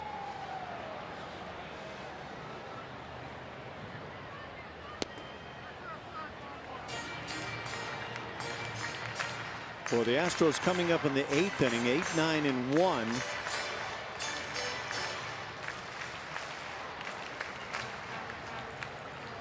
Starting to get some activity in the bullpens now.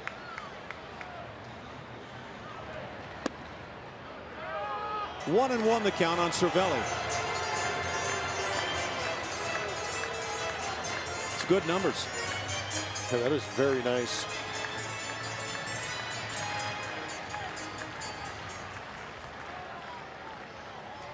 Pat Neshek and Tony Sipp for the Astros. 2 right-handers now going for the Pirates.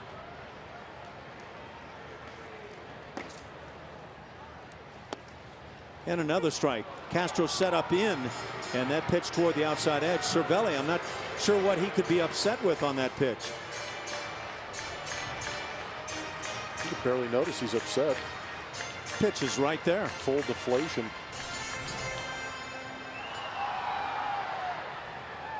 Almost had to go on the DL for a deflated spirit. Glad that's all it was. Man, I was a little concerned there for a moment. Drive to left center field. Teoscar going back. He'll get there and make the play. Little unusual style, but that'll do it. So a 2-out double is stranded through 7. 2-0 Houston.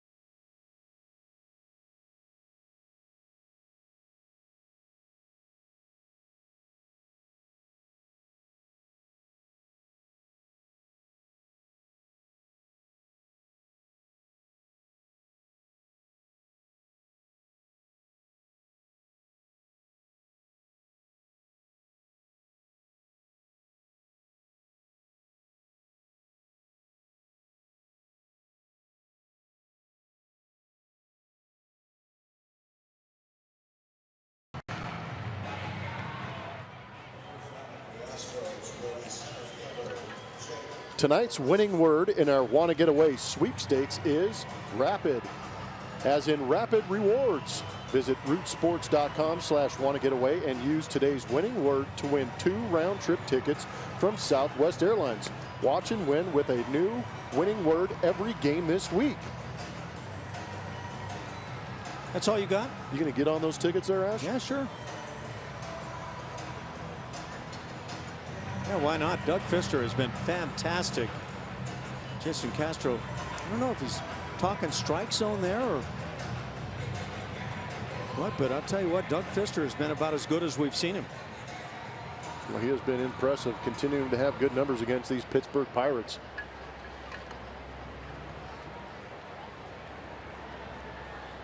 Two 2-0 Houston. We go to the 8th inning. Jake Marisnick will stand in, and he drills it foul down the left side. Jake had a swing and bunt single in the 5th inning, 1 for 2 on his night.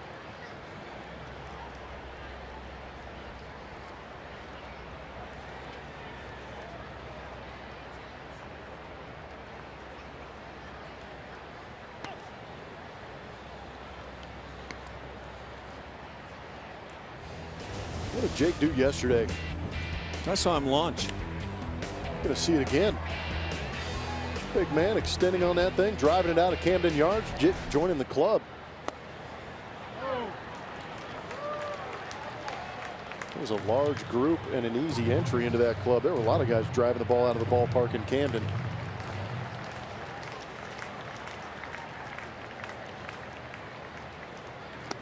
And the breaking ball gets him. That's out number 1, strikeout number 8 for Jameson Taillon. He has been very impressive. Yeah, that's been great pitching on both sides of the baseball, and that hammer, when Taillon's able to get on top of it and create that downward spin, it's been great.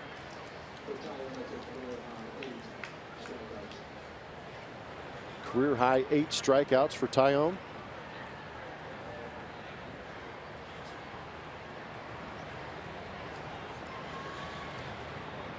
And the pinch hitter, Yuli Gurriel. So yesterday he gets his first major league hit, first major league at bat, hung out an impressive line drive to center field, and then had to come out of the ball game. A little bit of a strain in the hamstring, but apparently not very bad. He was out working out early today in left field and ready to go as a pinch hitter. So he bats for Doug Fister. Fister will work 7 tonight, and those 7 were excellent.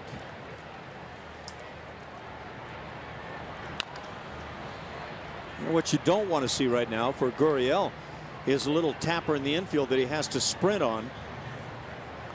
He's been around a little while. He might understand not to push it as hard as he can.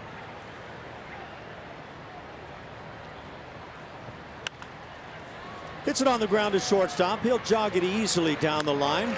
Second out of the inning. Back to the top with George Springer.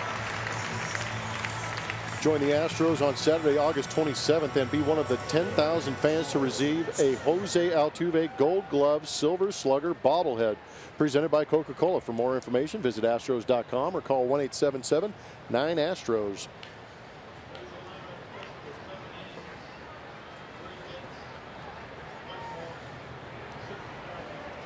Yeah, that was just simply outstanding by Fister this evening. Puts the Astros in a great spot now here in the last couple of innings.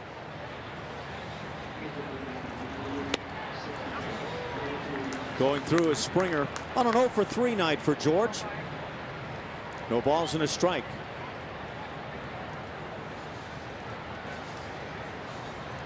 Amazing how it can go from series to series.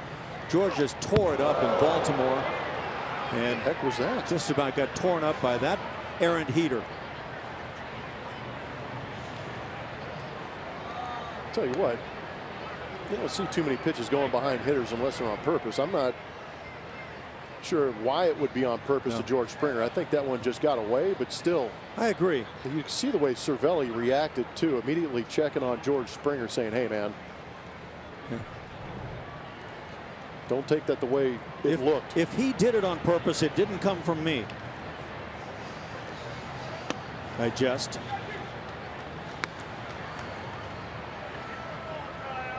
Now that's one that gets away.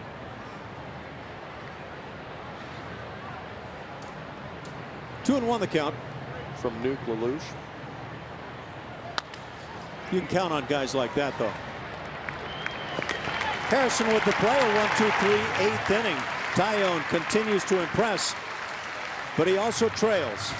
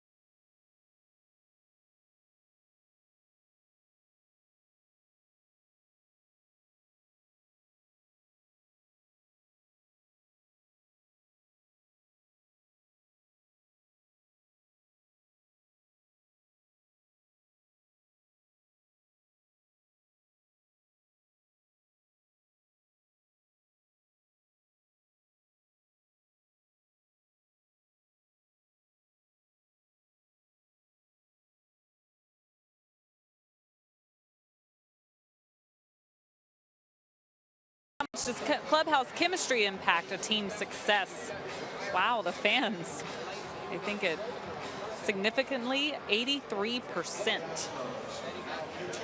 All right, guys, what do you think? Well, Jill, let's put it back on you, Julia. What do you think? You're in the clubhouse all the time. You know, one thing I do hear from players all the time after good seasons, including last year for the Houston Astros, they will come out and say, you know, we had a great team. We had times when things got rough, especially last September. They were able to rally around each other, bring each other up. And so you hear it a lot. So I know the fans, I know where they're coming from when they hear the guys saying this themselves when they are talking to the media. So I would say, you know, I've been around some clubhouses that don't have that great chemistry and ones that do. So there's definitely a difference. Not sure if it turns into World Series titles, so I couldn't tell you that. Yeah, that's very true as Will Harris now comes on to work the eighth inning on a very impressive night from Doug Fister. Jordy Mercer starts things for the Pirates. He's the 8-hitter, followed by the pitcher's spot as Mercer dribbles it. Bregman with the barehanded gem. What a play by Bregman to get that first out in the inning.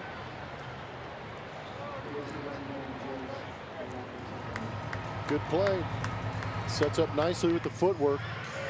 Let him stutter step a little bit, put that right hand in a good position. But while you kind of get your feet in the right position is to be able to pick up that ball on your right foot and then throw off the left foot as you're coming across. Very well done.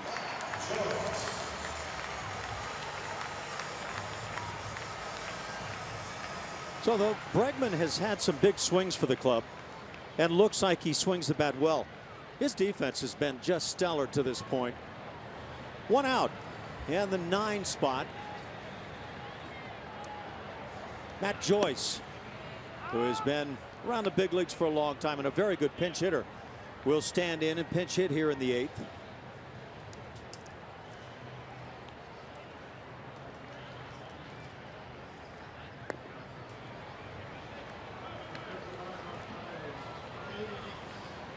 Will Harris's numbers been scuffling a little bit here in recent days, but some extra rest. Hopefully get some life back in that arm.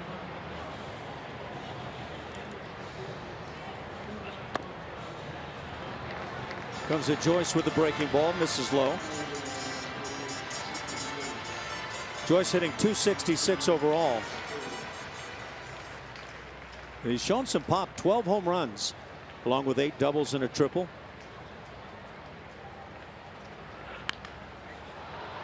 Fouls it down the left side. That'll even things at 2-2.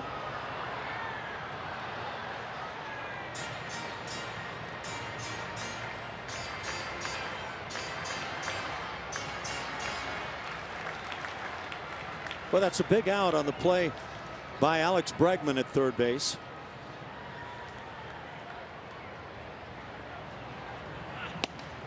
And Harris gets him. That little cutter down and in.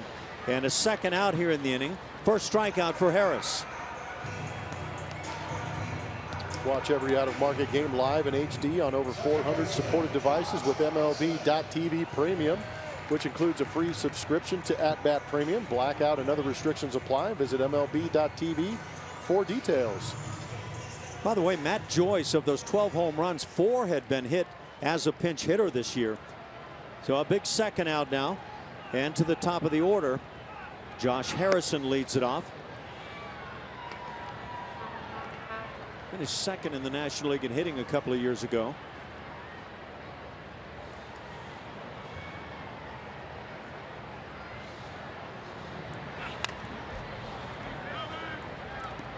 One ball and one strike.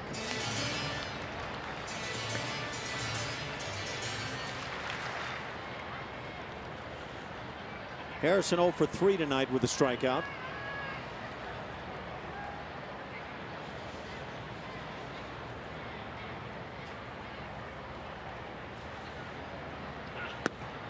Right there at the knees. 1-2 the count.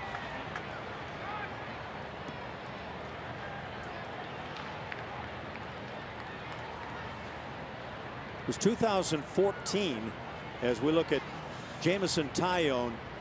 And he's got to feel good about his performance tonight. Not so good about the fact that his Pirates trailed 2-0. But you go out and pitch that way and you're going to win a lot of games in the big leagues.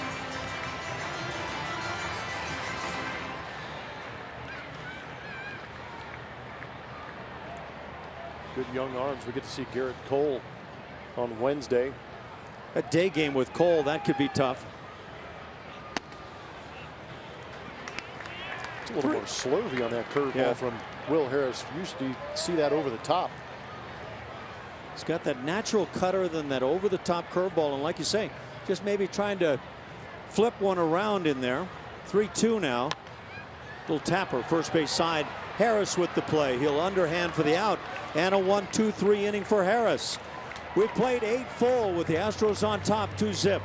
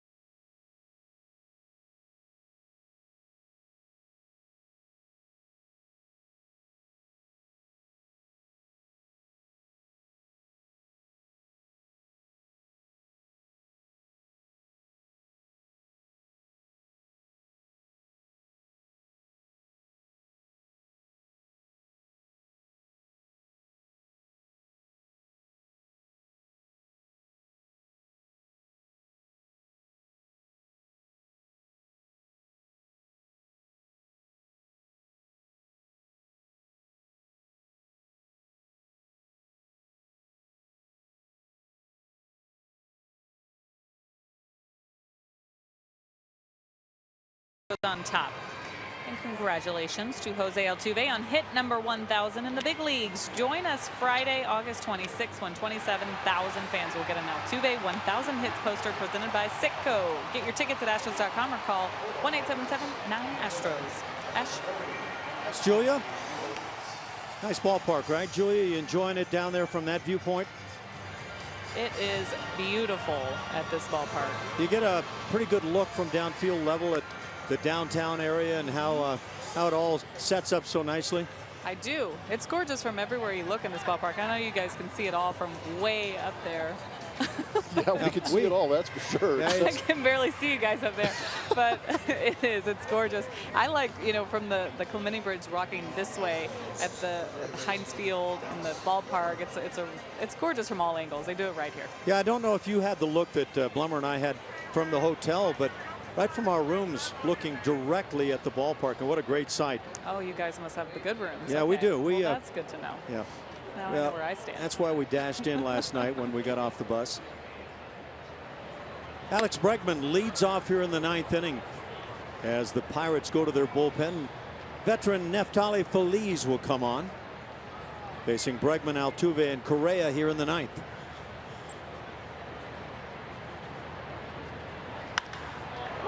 Ball hit pretty well to center field. Not enough. Big yard. McCutchen is back. Watching this, sails out. McCutchen gliding back. I thought he had it, but this vantage point makes it so tough. Alex Bregman launches number 4 on the year and adds a run. 3-0 Houston, and I guess that was hit pretty well. Yeah, McCutchen wasn't drifting. He gave up. He understood that ball was pummeled. Alex Bregman not wasted energy in this swing, just gets barrel on baseball. That fastball elevated a little bit, creating an easier angle for him to launch through that pitch, but that's McCutchen right there just giving up. Well, he started so easy on that ball that, again, with this lovely vantage point, it's a little tough to tell, but wow, what an impressive drive. Smallish fellow with some big-time power. Altuve spanks one hard foul. Nobody out here in the 9th inning. Feliz already touched up.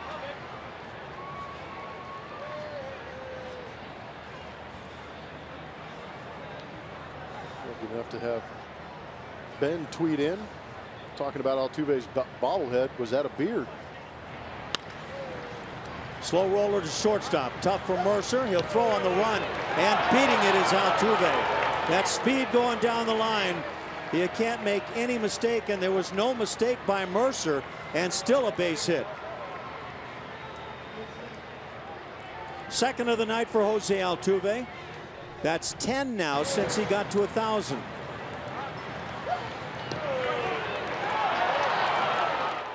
Kick and flat run. It Yes, causes all kinds of issues, but this one might be reviewed.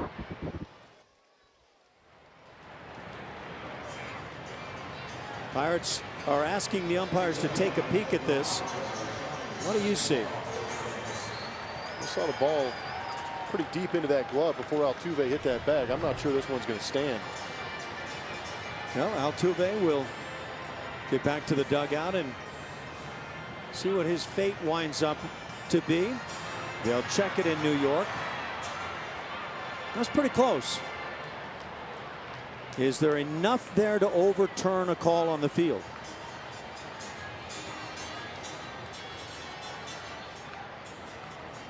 That was Jordan Baker, the umpire, making the call at first base. Altuve tried to help him out with a quick, safe call with his hands and no doubt vocally. They will call him out, so you nailed it, Blummer. And Altuve unable to get that second hit of the night. This will be a good look at it. And again, baseball has to be in the back of that first baseman's glove. This will be a great look at it on our Supermo. Oh boy. There it is. Just a fraction. Yeah, I didn't know if that was going to be enough to overturn. But it is. First out here in the inning. 6-3 on the putout. Carlos Correa at the plate.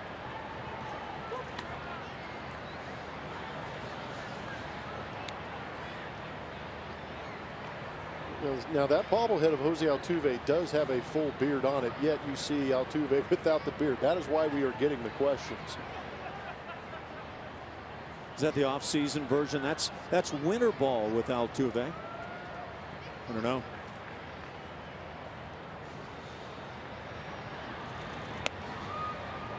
Breaking ball finds the plate. 1-1. Carlos Correa 0 for 3 tonight.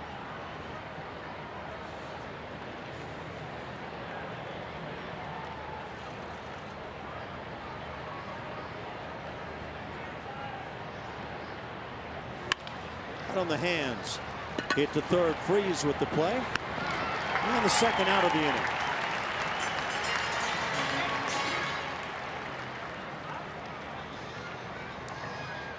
Marwin Gonzalez will stand in. This is the A.J. Reed spot in the order. Reed wound up going 0 for 2 tonight. Drew a walk and scored on the home run by Teoscar Hernandez. And now for Marwin, first plate appearance. That's a good question by Ron. Why are you guys so high up? This is not a normal spot for us to be in.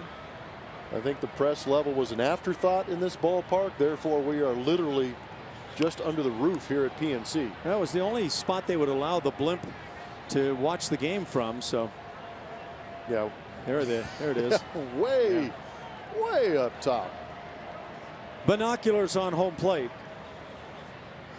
Yeah, we're not on that lower level above the numbers there. Yeah. Hey there, guys. Here. Yeah. There we go. Hey, guys. It's all right. We got parachutes on our backs while we call the game, just in case. By the way, Marwin apparently tried to bunt his way aboard as it dropped foul. So we're told anyway.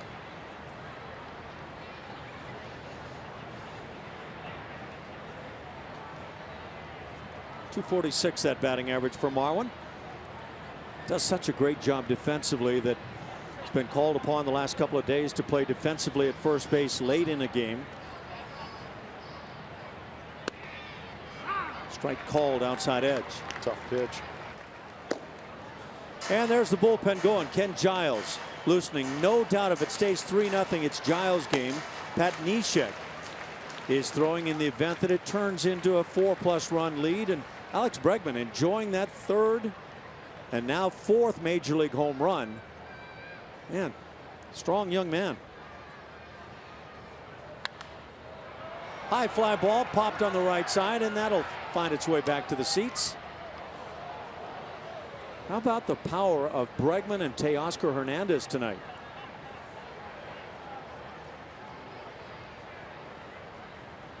Dropping some knowledge right there. Yes, sir, Mr. Altuve. Thank you, Mr. Altuve. That's the way it should go anyway. 3-0 Houston here in the ninth. On the ground to second. Harrison with the play. And that'll do it. Following the home run by Alex Bregman, his fourth. The Astros go down 1-2-3, but that long ball makes it 3-0 Houston.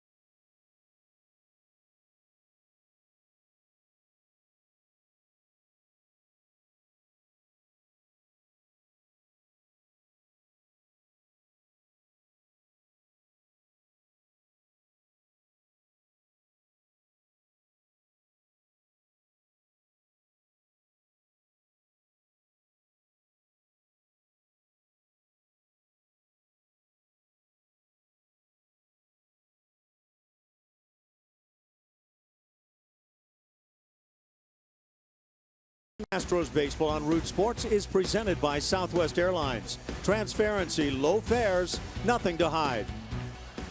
And by Lexus, the new 2016 Lexus ES and ES Hybrid.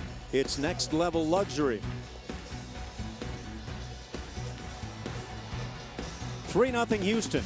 To the bottom of the ninth we go, and Ken Giles will come on and work it now, trying to close this thing out.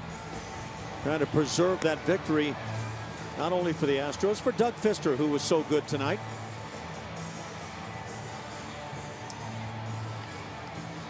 Saw Ken Giles yesterday in Baltimore. Got save number 3 when an inning, gave up a run on a home run, only threw 17 pitches. Back out there again today, try and secure this win for the Houston Astros.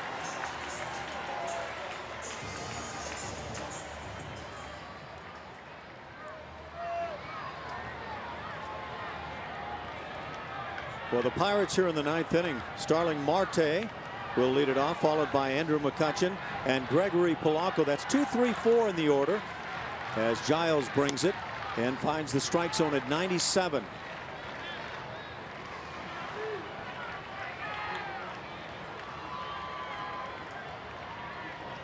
Marte 0 for 3 tonight. That puts him at 0 for his last 11. Good slider and the swing and a miss. Quickly in front, Ken Giles 0-2.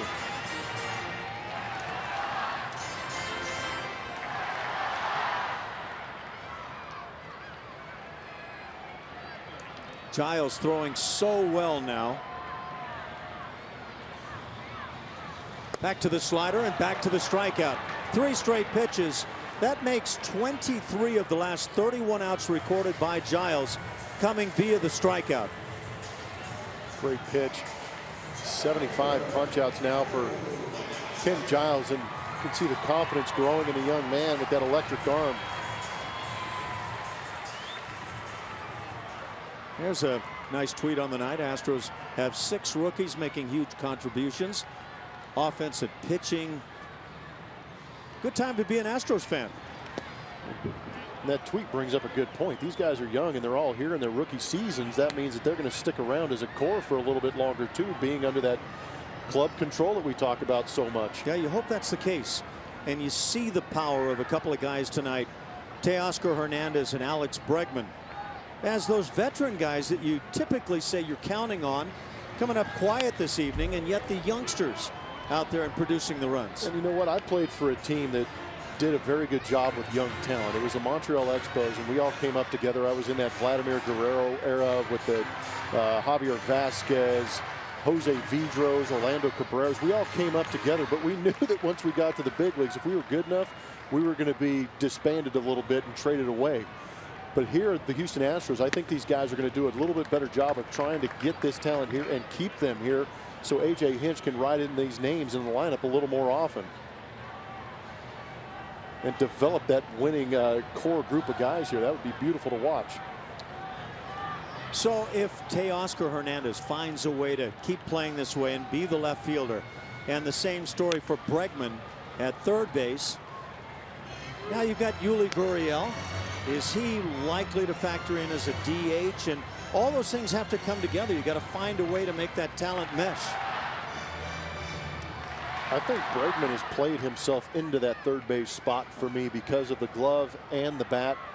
But you have to have, from what we've seen briefly of Yuli, is you want to have that stick in the lineup. Slider and another strikeout. So he just advanced those numbers. 24 of 32 outs now via the strikeout for Ken Giles. 2 outs, 1 out away. Take a few looks at this pitch. And I know the numbers aren't great on Andrew McCutchen, but still, he is a big league hitter. Got a couple of silver sluggers under his belt, and that slider not touched. And that's been the story for so many hitters now. That slider has been pure wicked. Up to Gregory Polanco, who has doubled in 3 at-bats.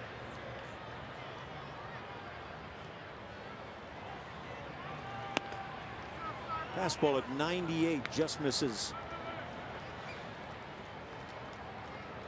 The Astros trying to advance to 65 and 60. Trying to pick up a 4th consecutive W. Hit sharply to left center field. Long run, Marisnik can't get there. And this will bounce up and over the wall. Ground rule double. Comes with 2 outs. And that's the second hit, both doubles for Polanco tonight. So he's aboard now for David Freese.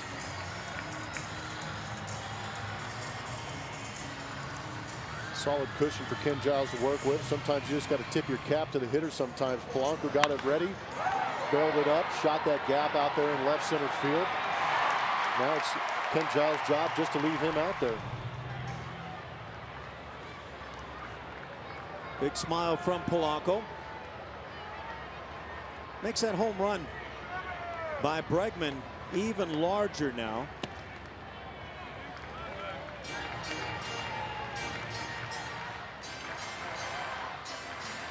Well, what a turnaround he has made. But he was given that extra leash because you could see, and I would say for the baseball eyes, that even though the numbers said he was really scuffling, he was close. 1-1 the count on Freeze.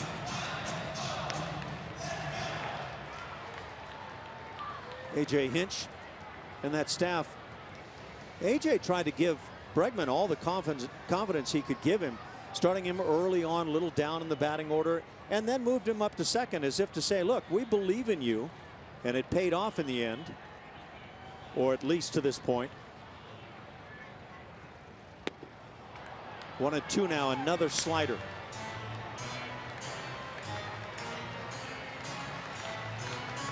That's the head of David Freeze pulling off this pitch. Head went, barrel went. Slider didn't go with the barrel.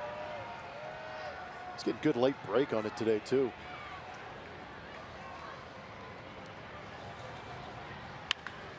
Hit sharply, diving stop, Bregman. He'll get up and fire and throw it away down the line. A run will score. Marwin fires to second. And they got him. Alertly, Marwin Gonzalez able to end this game with a throw to second. And now is there going to be a review on this call at second base? We saw yesterday's game end this way. I think it's just automatic. If a play to end the game is anywhere remotely close, I guarantee you the manager on the opposing side who the call is against is going to go to the replay. Unbelievable play to lay out and make this play down the line for Alex Bregman. Came up firing, didn't get it there. Shot past Marwin Gonzalez. You can see the home plate umpire Mike Everett calling that the run scores. But a heads-up play by Marwin, shooting back there to play that ricochet and get the ball to Jose Altuve soon enough. But right now they're just checking to see it. And it is over now. They have gone ahead and backed up that call, the out call at second base. And so the Astros will celebrate. The Pirates get on the board with a run. It's a 3-1 victory. And that's a very nice play by Marwin Gonzalez to end this game and not give the Pirates a shot to bring the tying run to the plate. So Giles gets the save. Doug Fister earned the victory tonight, and the Astros have made it 4 straight with this 3-1 win.